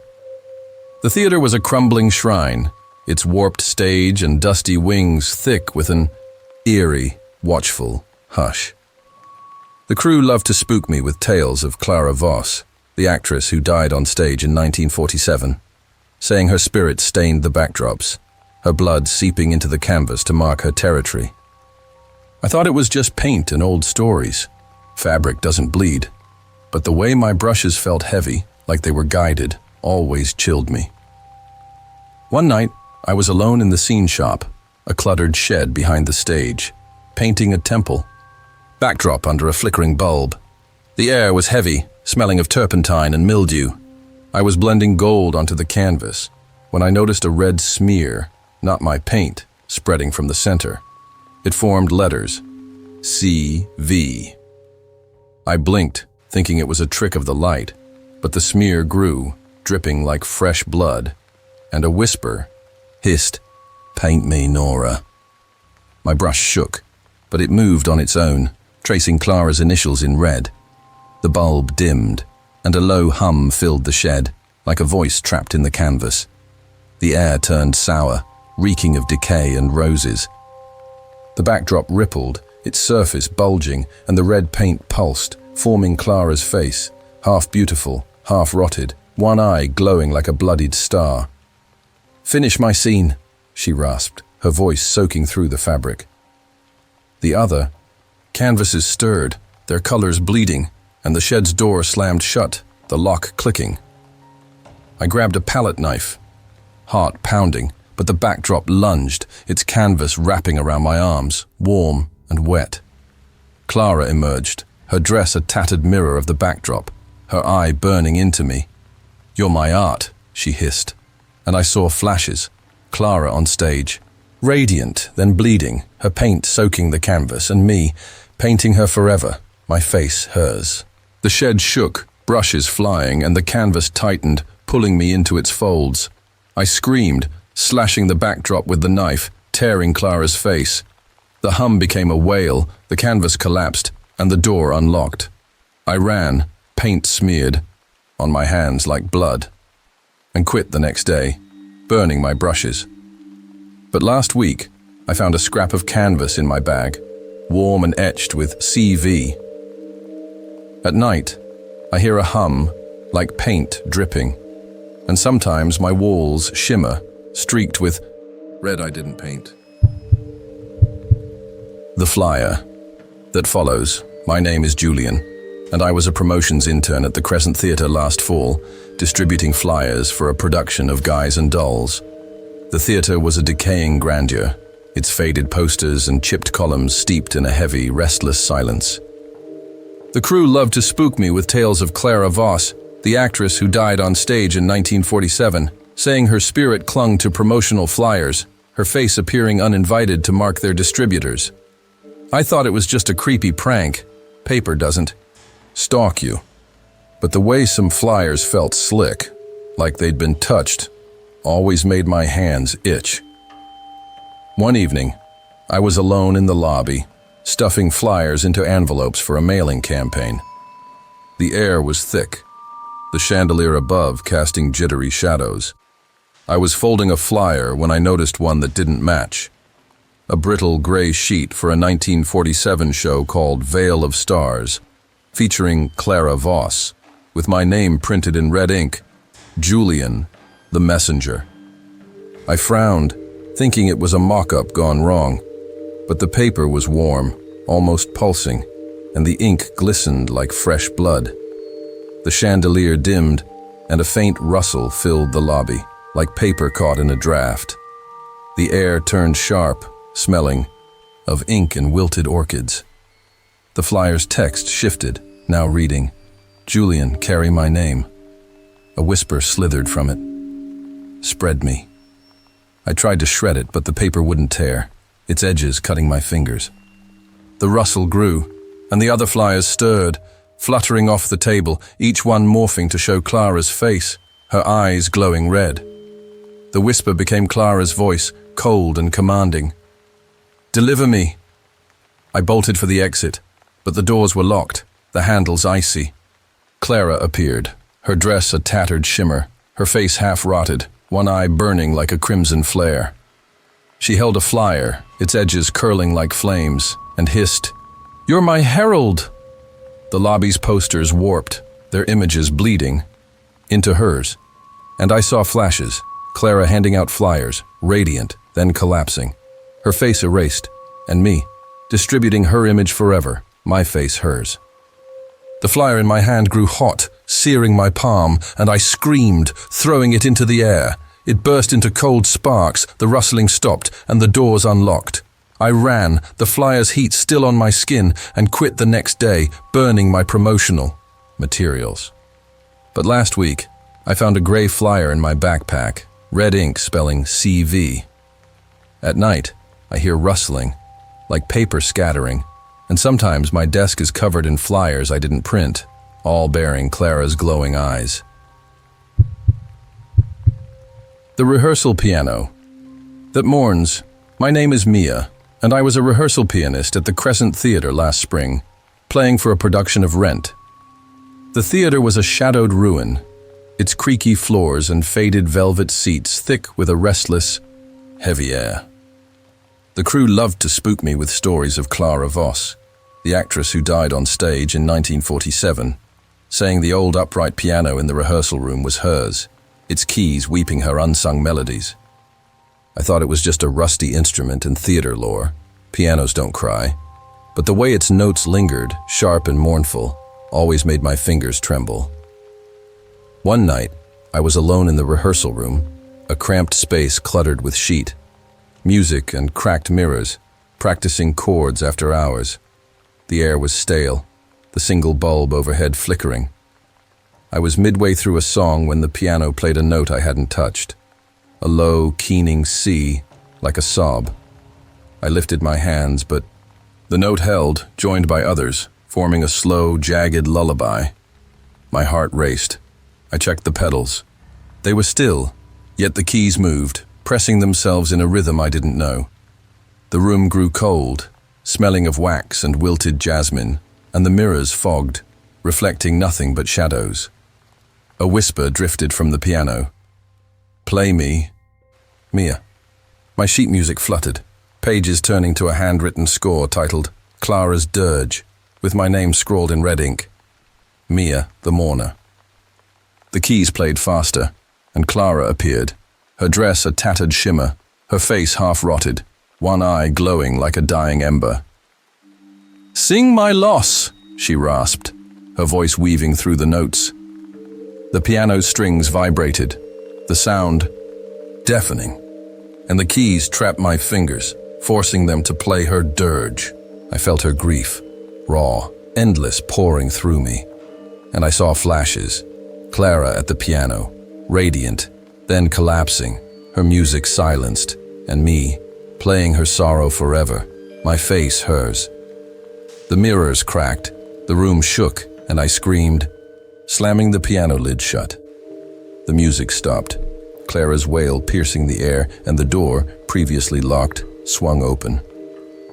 I ran, sheet music scattering, and quit the next day, burning my music books. But last week, I found a piano key in my bag, warm and etched with CV.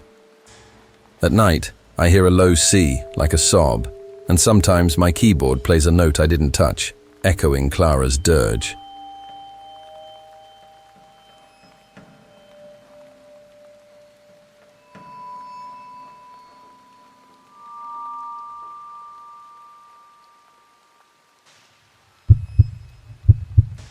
The costume mask.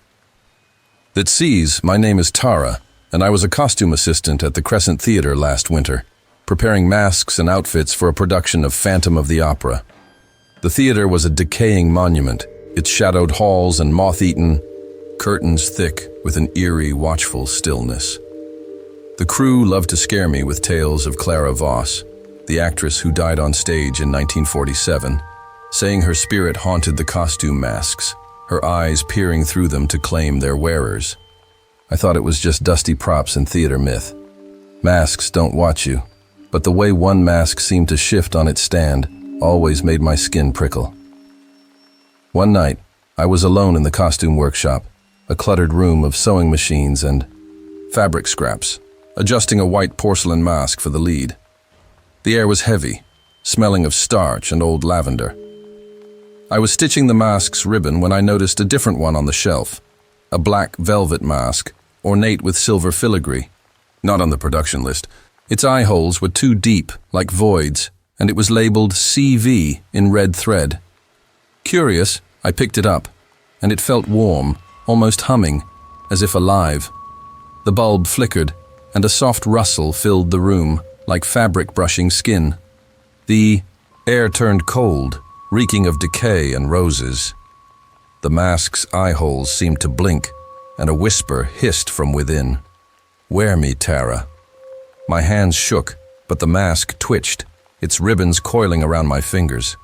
I tried to drop it, but it clung, and the other masks on the shelf turned, their empty eyes fixed on me. The whisper grew into Clara's voice, sharp and commanding. "See through me." I yanked my hands free, but the door slammed shut, the lock clicking. Clara appeared, her dress a tattered shimmer, her face half-rotted, one eye glowing like a bloodied gem. She held the mask, its eye holes pulsing red, and hissed, "You're my face." The room's mirrors cracked, reflecting her image, and I saw flashes. Clara on stage, masked and radiant, then collapsing, her mask stained red, and me wearing it forever, my face hers. The black mask floated, pressing against my face, its velvet burning my skin. I screamed, tearing it off with a needle, and stabbed the mask, ripping its filigree. Clara's wail shook the room, the masks fell, and the door unlocked. I ran, scraps of velvet stuck to my hands, and quit the next day, burning my sewing kit. But last week, I found a silver thread in my hair, etched with CV. At night, I hear rustling, like fabric stirring, and sometimes my mirror shows a masked figure. His eyes not mine. The mirror that remembers, my name is Levi, and I was a set dresser at the Crescent Theater last summer, arranging props and scenery for a production of Cabaret. The theater was a crumbling relic, its shadowed corridors and dusty backstage thick with a strange, lingering weight, as if the walls held secrets. The crew loved to spook me with tales of Clara Voss, the actress who died on stage in 1947, saying the old dressing room mirror, cracked and tarnished, kept her reflection, showing her face to those who looked too long. I thought it was just a warped antique in theater gossip. Mirrors don't hold memories, but the way its surface seemed to ripple when I passed always made my breath catch. One night, I was alone in the dressing room, a cramped space cluttered, with costume racks and faded makeup pots, adjusting a table for the next day's rehearsal. The mirror loomed on the wall, its silver frame chipped, its glass cloudy with age. I was setting a prop lamp when I heard a faint tap, like a fingernail, on glass coming from the mirror. I froze, glancing up, and saw my reflection. Normal, except my eyes looked wrong, too bright, like they weren't mine. A whisper hissed from the glass. "Look closer, Levi." The air turned cold, smelling of powder and rotting roses, and the room's bulb flickered, casting jagged shadows. I tried to turn away, but my gaze locked on the mirror, and Clara's face flickered over mine, half-rotted, one eye glowing like a bloodied pearl, her lips curled in a mocking smile. "See me," she rasped, her voice echoing inside my skull. The mirror's surface rippled, like water, and her hand reached out, gray and skeletal, its fingers brushing my reflection's cheek. I stumbled back, knocking over a chair, but the mirror pulsed, and my reflection moved without me, stepping closer to Clara's. The room's walls seemed to bend, the costume racks rattling, and I saw flashes. Clara preening before the mirror, radiant, then screaming, her reflection trapped, and me staring forever, my face hers. The mirror's glass bulged, her hand breaking through, cold and clawing at my arm. I screamed, grabbing a prop candlestick and smashing the mirror. The glass shattered, Clara's wail piercing the air, and the door, previously locked, swung open. I ran, shards crunching under my boots, and quit the next day, torching my set notes. But last week, I found a sliver of mirror in my pocket, warm and etched with CV. At night, I hear tapping, like nails on glass, and sometimes, my bathroom mirror fogs, showing a face that isn't mine, smiling with Clara's glowing eye. The chandelier that weeps. My name is Harper, and I was a maintenance worker at the Crescent Theatre last fall, tasked with cleaning and repairing fixtures during a production of Carousel. The theatre was a decaying splendor, its ornate ceilings, and velvet drapes heavy with a strange, mournful air, as if the walls were grieving. The crew loved to scare me with stories of Clara Voss, the actress who died on stage in 1947, saying the grand chandelier in the auditorium wept her tears, its crystals dripping with something not quite water. I thought it was just rust and old pipes. Chandeliers don't cry, but the way its crystals seemed to shimmer, even in the dark, always made my throat tighten. One night, I was alone, polishing the chandelier from a scaffold high above the seats. The auditorium was silent, the stage a black void below, and my work light cast a dim glow. I was wiping a crystal when I felt a cold drop hit my hand. Not water, but thick, warm, and faintly red, like diluted blood. I looked up, heart pounding, and saw the chandelier's crystals glistening, each one dripping that strange liquid. A low sob echoed, not from the scaffold, but from the chandelier itself, soft and keening, like a woman mourning. The air turned, bitter, smelling of wax and fading lilies, and my light flickered, the shadows twisting into shapes with too many limbs. The sob grew into Clara's voice, whispering, "Harper, catch my tears." The crystals rattled, the chandelier swaying, and more drops fell, staining my clothes, burning my skin like acid. I tried to climb down, but the scaffold shook, its bolts loosening, and the chandelier's light flared, pinning me in a sickly red glow. Clara appeared, her dress a tattered shimmer, her face half-rotted, one eye glowing like a bloodied rose, tears streaming from it, mirroring the chandelier's drips. "Stay with me," she rasped, her voice weaving through the sobs. The crystals pulsed, the drops falling faster, pooling on the scaffold, and I felt a pull, like the chandelier was drawing me into its core. I saw flashes. Clara on stage, radiant, then weeping, her tears mixing with blood, and me, trapped in the chandelier, crying her sorrow forever, my face hers. The scaffold groaned, tilting, and I screamed, swinging my polishing rag at the crystals, shattering a cluster. The sobbing turned to a wail, the chandelier stilled, and the scaffold stabilized, the door below unlocking. I scrambled down, the red stains sticky on my skin, and quit the next day, burning my work uniform.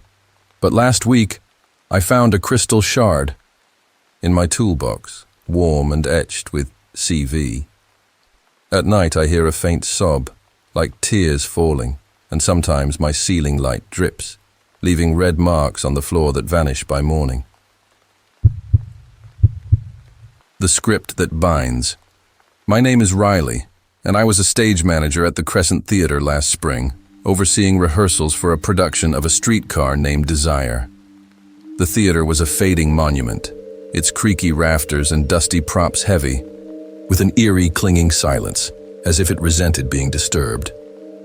The crew loved to spook me with stories of Clara Voss, the actress who died on stage in 1947, saying her spirit haunted the rehearsal scripts, her lines rewriting themselves to trap their readers. I thought it was just dog-eared pages in theater. Superstition. Words don't hold you, but the way my script sometimes felt warm, like it was breathing, always made my stomach twist. One night, I was alone in the stage manager's booth, a cramped nook overlooking the stage, reviewing cues for the next day. The auditorium was dark, the only light my desk lamp casting a weak glow. I was flipping through the script when I noticed a new page, handwritten in red ink, titled Clara's Requiem. It listed a monologue by Clara Voss, with my name scrawled as Riley the Keeper in jagged letters. I frowned, checking my notes. No such page existed. The ink glistened, wet and warm, and the script's pages stuck to my fingers, refusing to turn. The lamp flickered, and a faint scratching filled the booth, like a quill scraping paper. The air turned cold, smelling of ink and rotting violets, and the script's text shifted, now reading, Riley speaks my truth. A whisper hissed from the pages. Read me. My heart pounded, but the script opened wider, its words glowing. Read, and I felt my lips move, reciting lines I hadn't seen. The stage is hers, eternal. The scratching grew louder, forming Clara's voice, sharp and commanding. Bind yourself to me.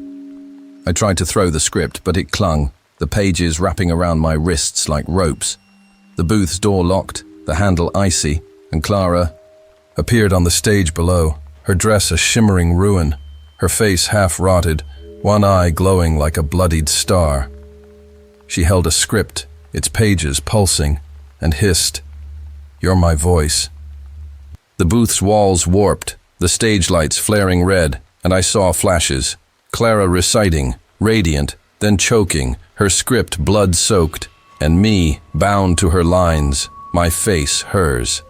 The script tightened, cutting my skin, and I screamed, tearing it with my pen, ink splattering like blood. The whispering stopped, the script fell, and the door unlocked. I ran, the pages' heat burning my hands, and quit the next day, shredding every script I owned. But last week, I found a torn page in my bag, red ink spelling CV.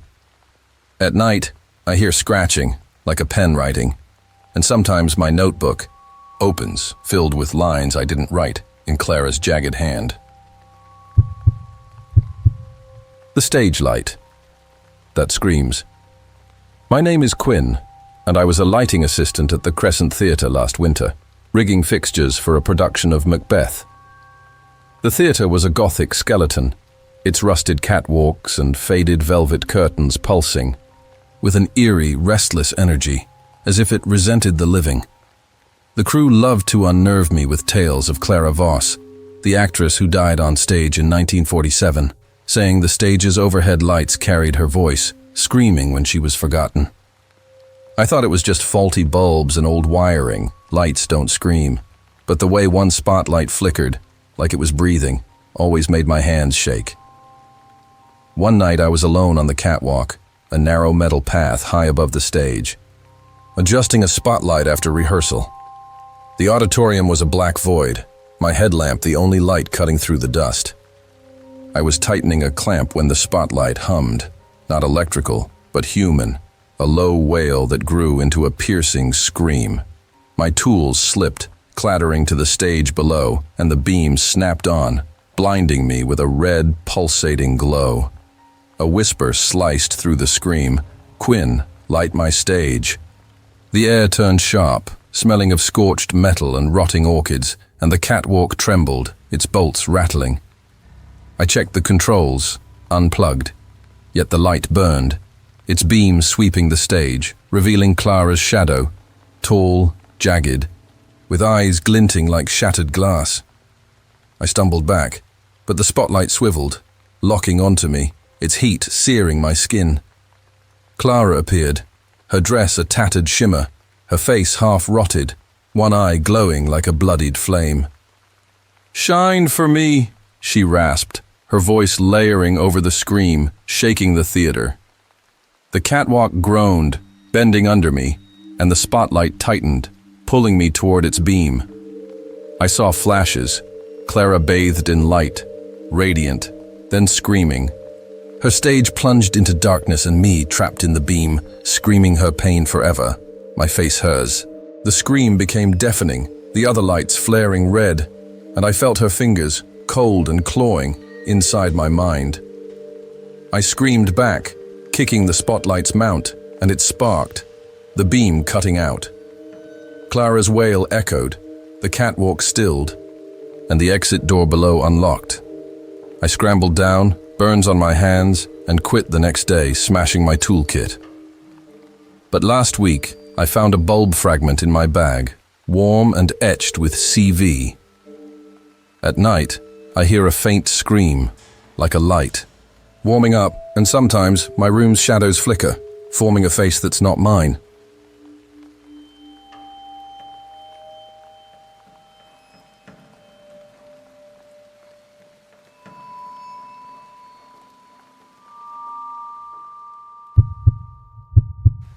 The prop chair. That traps. My name is Avery, and I was a prop master at the Crescent Theatre last summer, curating set pieces for a production of Death of a Salesman. The theatre was a Gothic ruin, its backstage a maze of dusty relics and creaking, floors that seemed to whisper with every step. The crew loved to spook me with tales of Clara Voss, the actress who died on stage in 1947, saying an old wooden chair from her final show was cursed, trapping anyone who sat in it. I thought it was just a rickety antique and theater folklore. Chairs don't hold grudges. But the way its carved arms seemed to gleam in the dark always made my pulse race.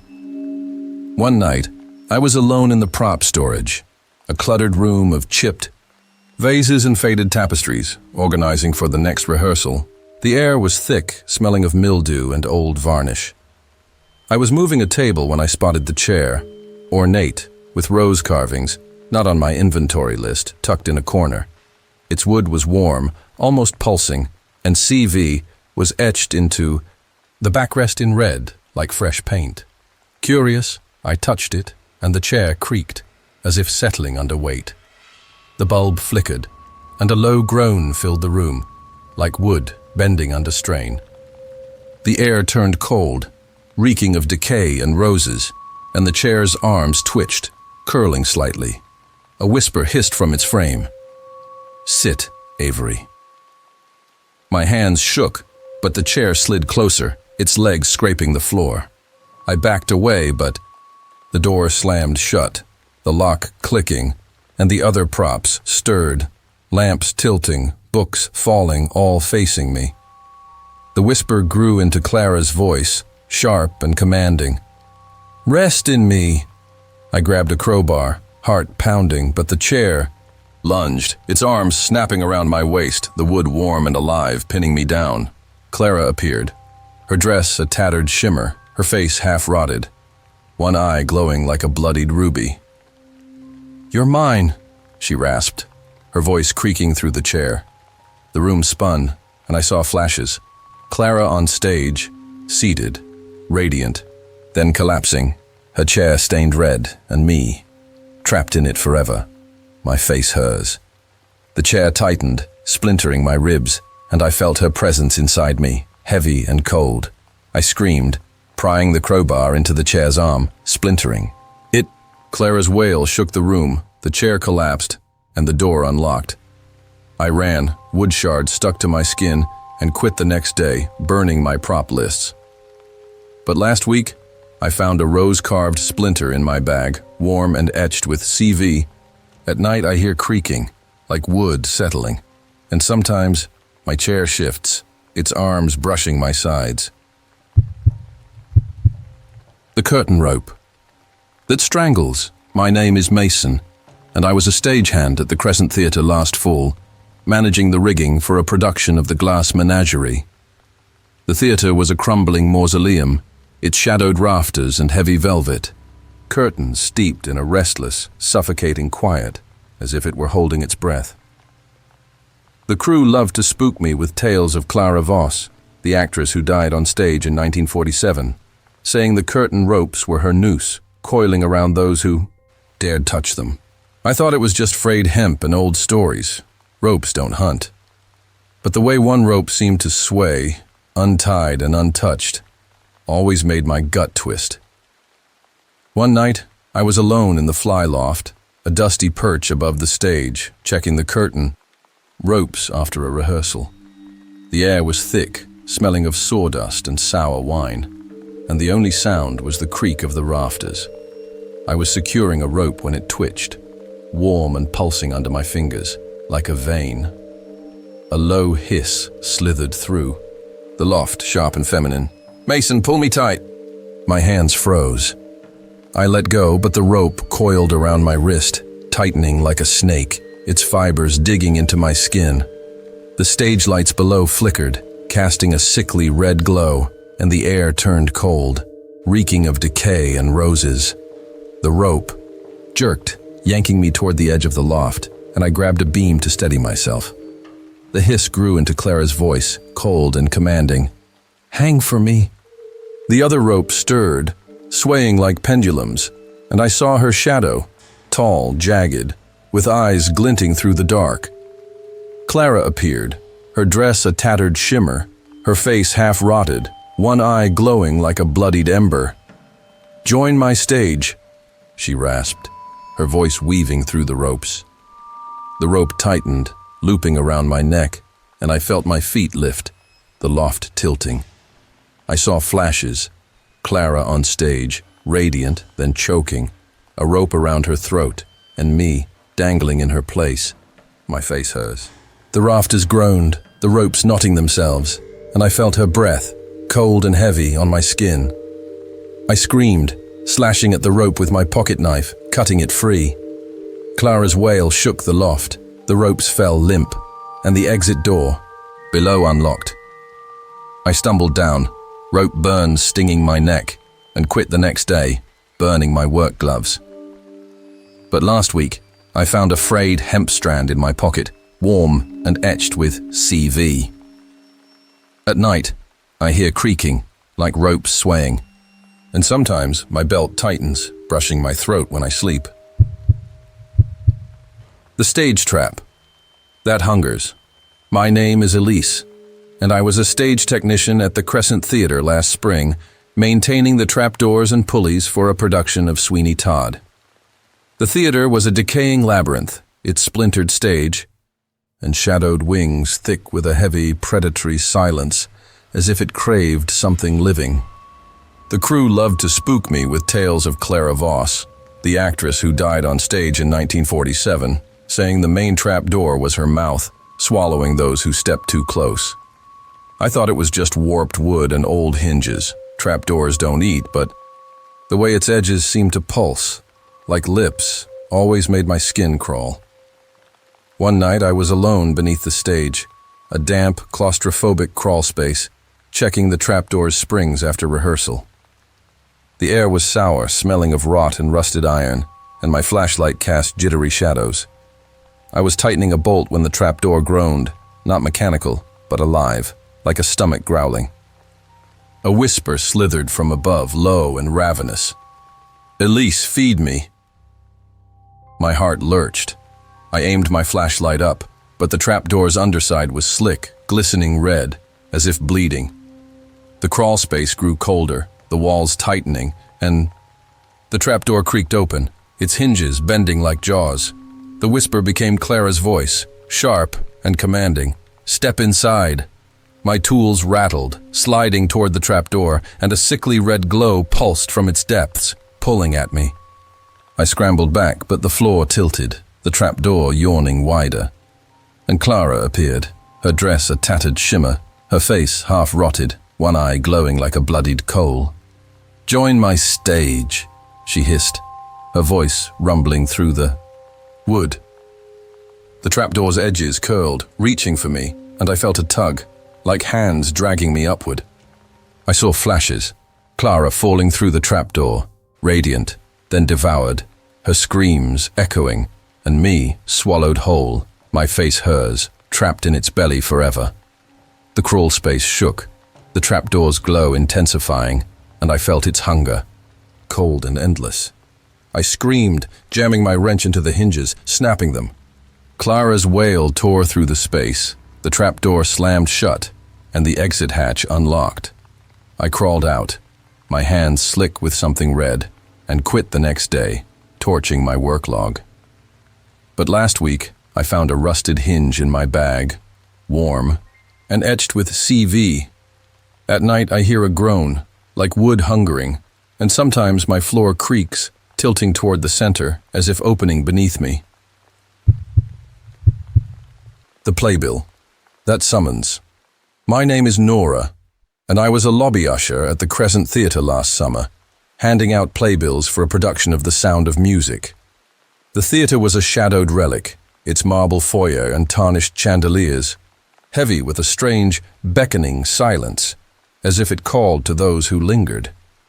The crew loved to spook me with tales of Clara Voss, the actress who died on stage in 1947, saying her spirit haunted the playbills, summoning readers to her eternal performance. I thought it was just creased paper and old stories. Playbills don't call you. But the way some felt heavy, like they held a pulse, always made my hands tremble. One evening, I was alone in the lobby, stacking playbills on a table after the audience left. The air was thick, smelling of dust and faded perfume, and the chandelier above swayed faintly. I was organizing when I found an odd playbill, yellowed, brittle, for a 1947 show called Midnight's Call, starring Clara Voss, with my name printed in red ink, Nora the Summoned. I frowned, thinking it was a prop left behind, but the ink was wet, glistening like blood, and the paper was warm, almost humming. The chandelier dimmed, and a soft rustle filled the lobby, like pages turning in a storm. The air turned cold, reeking of roses and ash, and the playbill's text shifted, now reading, "Nora, answer me." A whisper slithered from it, "Come to me." My heart raced. I tried to drop the playbill, but it clung to my fingers, the ink pulsing, staining my skin. The rustle grew, and the other playbills lifted, swirling around me, each one bearing Clara's face, her eyes glowing red. The whisper became Clara's voice, sharp and commanding. "Join my stage." I ran for the exit, but the doors were locked, the handles icy. Clara appeared, her dress a shimmering ruin, her face half rotted, one eye glowing like a bloodied moon. She held a playbill, its pages fluttering like wings, and hissed, "You're my guest." The lobby's mirrors cracked, reflecting her image. And I saw flashes, Clara on stage, radiant, then dying, her audience trapped, and me, seated forever, my face hers. The playbill burned, searing my palm, and I screamed, throwing it into the air.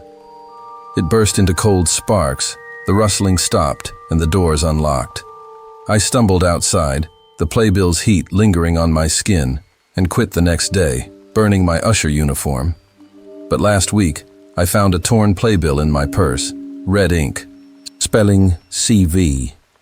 At night, I hear rustling like pages calling, and sometimes my bedroom mirror shows a stage with Clara beckoning, her playbill open to my name. The poster. That screams. My name is Theo, and I was a graphic designer at the Crescent Theatre last spring, creating promotional posters for a production of Anything Goes. The theatre was a decaying palace, its faded frescoes and creaking corridors, heavy with a strange, echoing presence, as if the walls were crying out. The crew loved to spook me with tales of Clara Voss, the actress who died on stage in 1947, saying her spirit haunted the posters, her screams bleeding into the ink to claim their creators. I thought it was just smudged prints and old myths. Posters don't scream. But the way one design kept reappearing on my screen, unedited and glowing, always made my chest tighten. One night, I was alone in the design office, a cluttered room, of old sketches and dusty monitors, tweaking a poster layout. The air was stale, the desk lamp flickering. I was adjusting colors when my screen glitched, displaying a poster I hadn't made, for a 1947 show called Silent Scream, starring Clara Voss, with my name in red ink, Theo, the Shouter. I frowned, checking my files. Nothing. The ink on the screen seemed to pulse, wet and warm, and a faint wail, like a muffled scream, echoed from the speakers, though no audio was loaded. The lamp dimmed, and a sharp screech filled the room, like nails on glass. The air turned cold, smelling of ink and rotting lilies, and the poster's image shifted, Clara's face emerging, her eyes glowing red, her mouth open in a silent scream. A whisper hissed from the screen. "Shout for me, Theo." My hands froze, but the keyboard typed on its own, adding text. Theo screams. Theo serves. The wail grew louder, and the other monitors flickered, each showing the same poster, Clara's face screaming, her eyes locked on mine. I yanked the power cord, but the screen stayed on, the screech becoming Clara's voice, raw and commanding. Print my pain. The office door locked, the handle icy, and Clara appeared, her dress a shimmering ruin, her face half rotted, one eye glowing like a bloodied flame. She held a poster, its ink bleeding red, and hissed, "You're my cry." The room's sketches tore from the walls, swirling, and I saw flashes. Clara on stage, radiant, then screaming, her voice trapped in ink, and me screaming her agony forever, my face hers.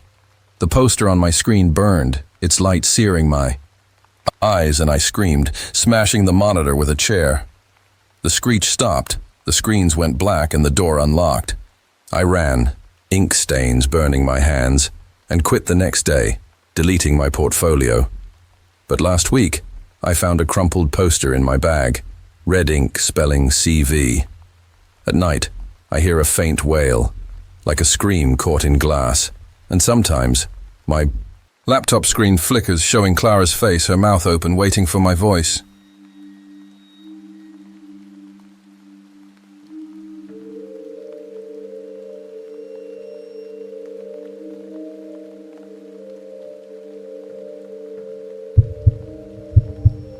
The rehearsal clock that ticks backward.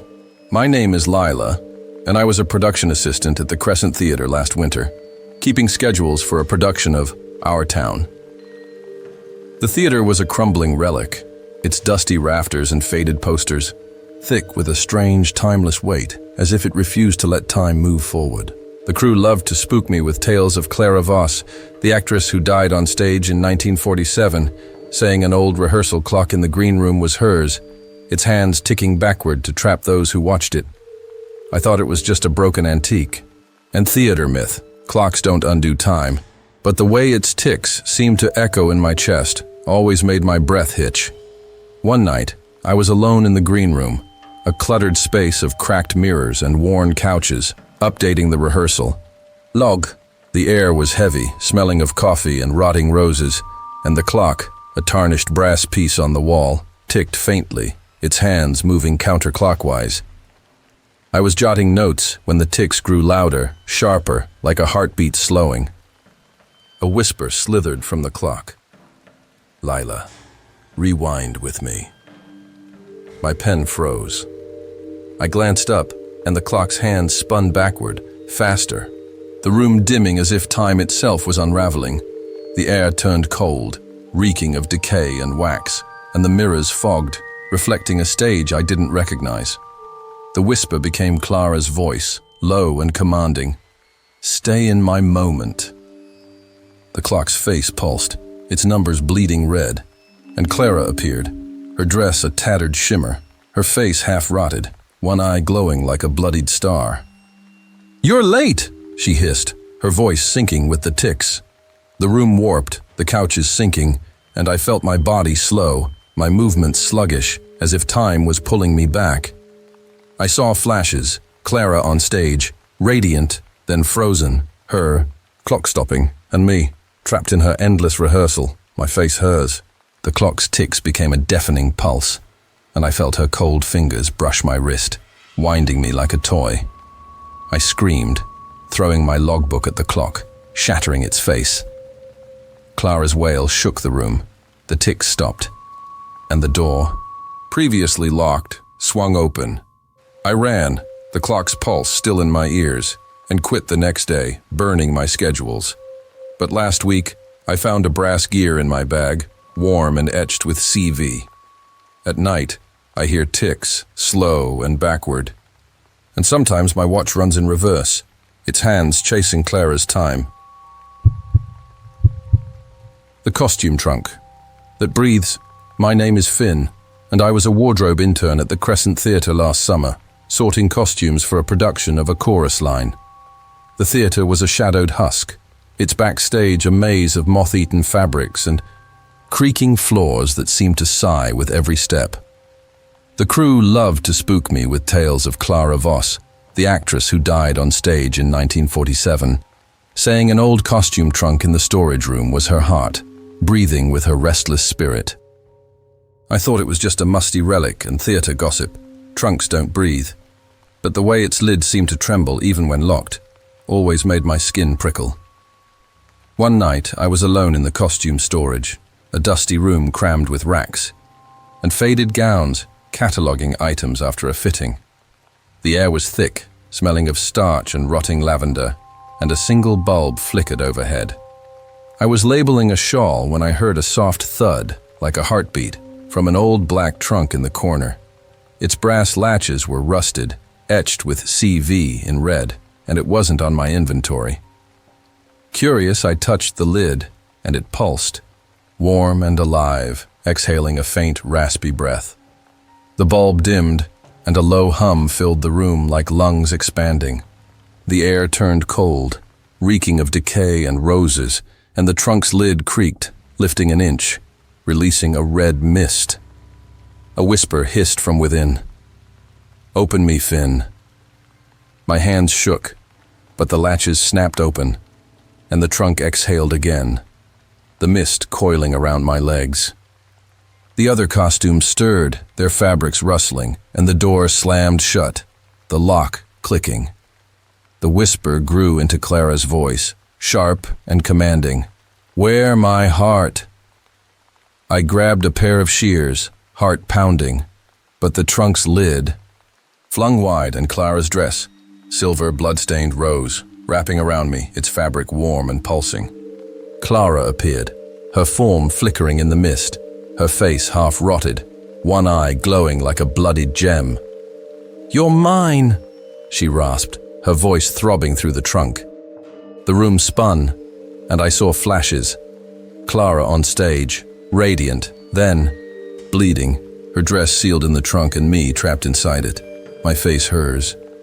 The dress tightened, squeezing my chest, and I felt her pulse, cold and endless. I screamed, slashing the dress with the shears, tearing it apart. Clara's wail shook the room, the trunk slammed shut, and the door unlocked. I ran, fabric scraps clinging to my skin, and quit the next day, burning my work notes. But last week I found a brass latch in my bag, warm and etched with CV. At night I hear a thud, like a heartbeat, and sometimes my closet door creaks, exhaling a faint red mist. The rehearsal script.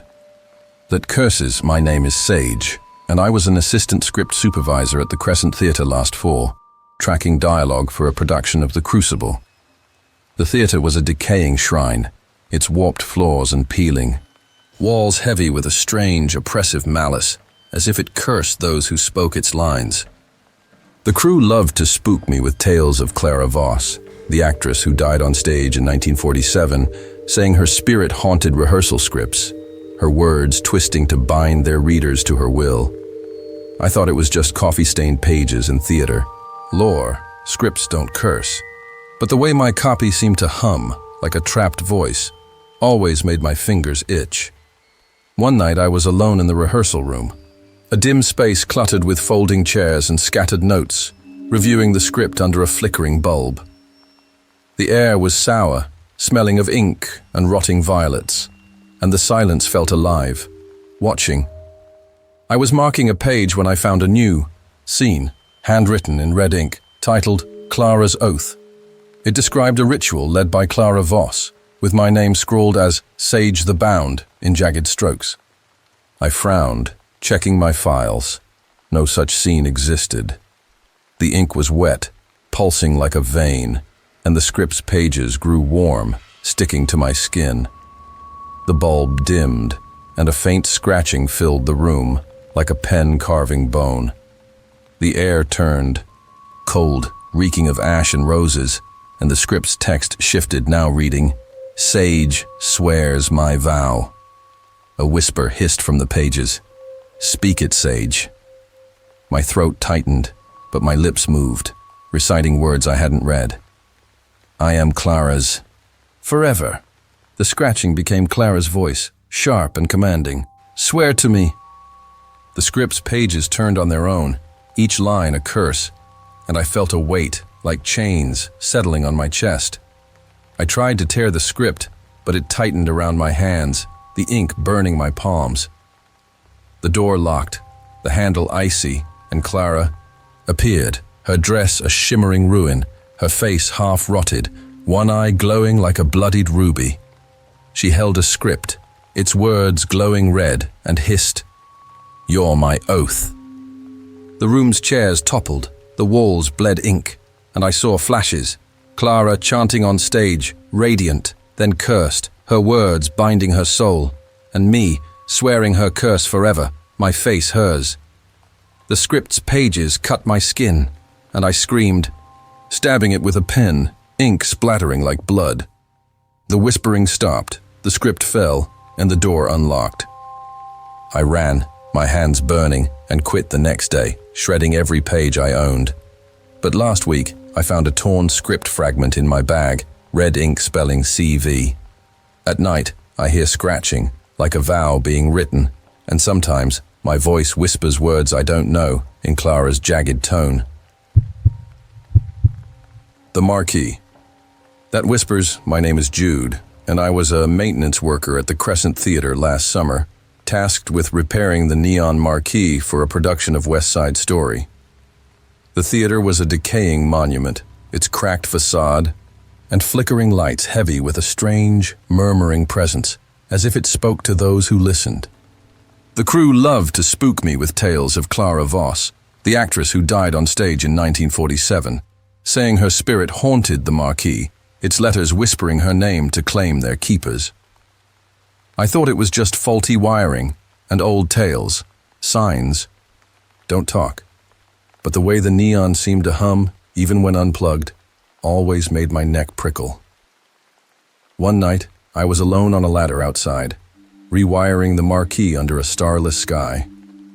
The air was muggy, smelling of ozone and wilted roses, and the street was silent.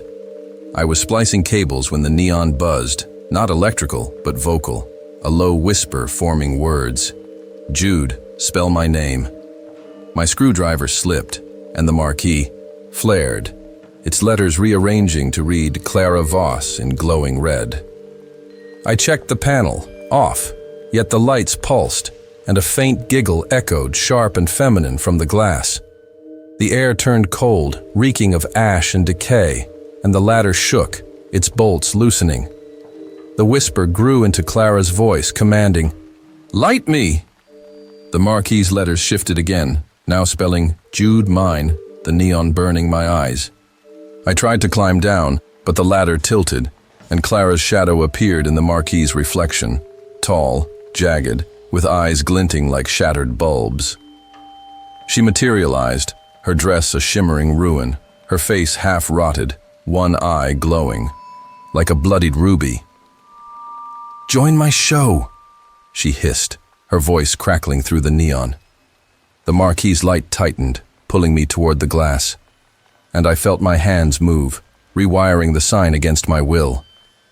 I saw flashes, Clara on stage, radiant, her name in lights, then fading, and me, wiring her name forever, my face hers.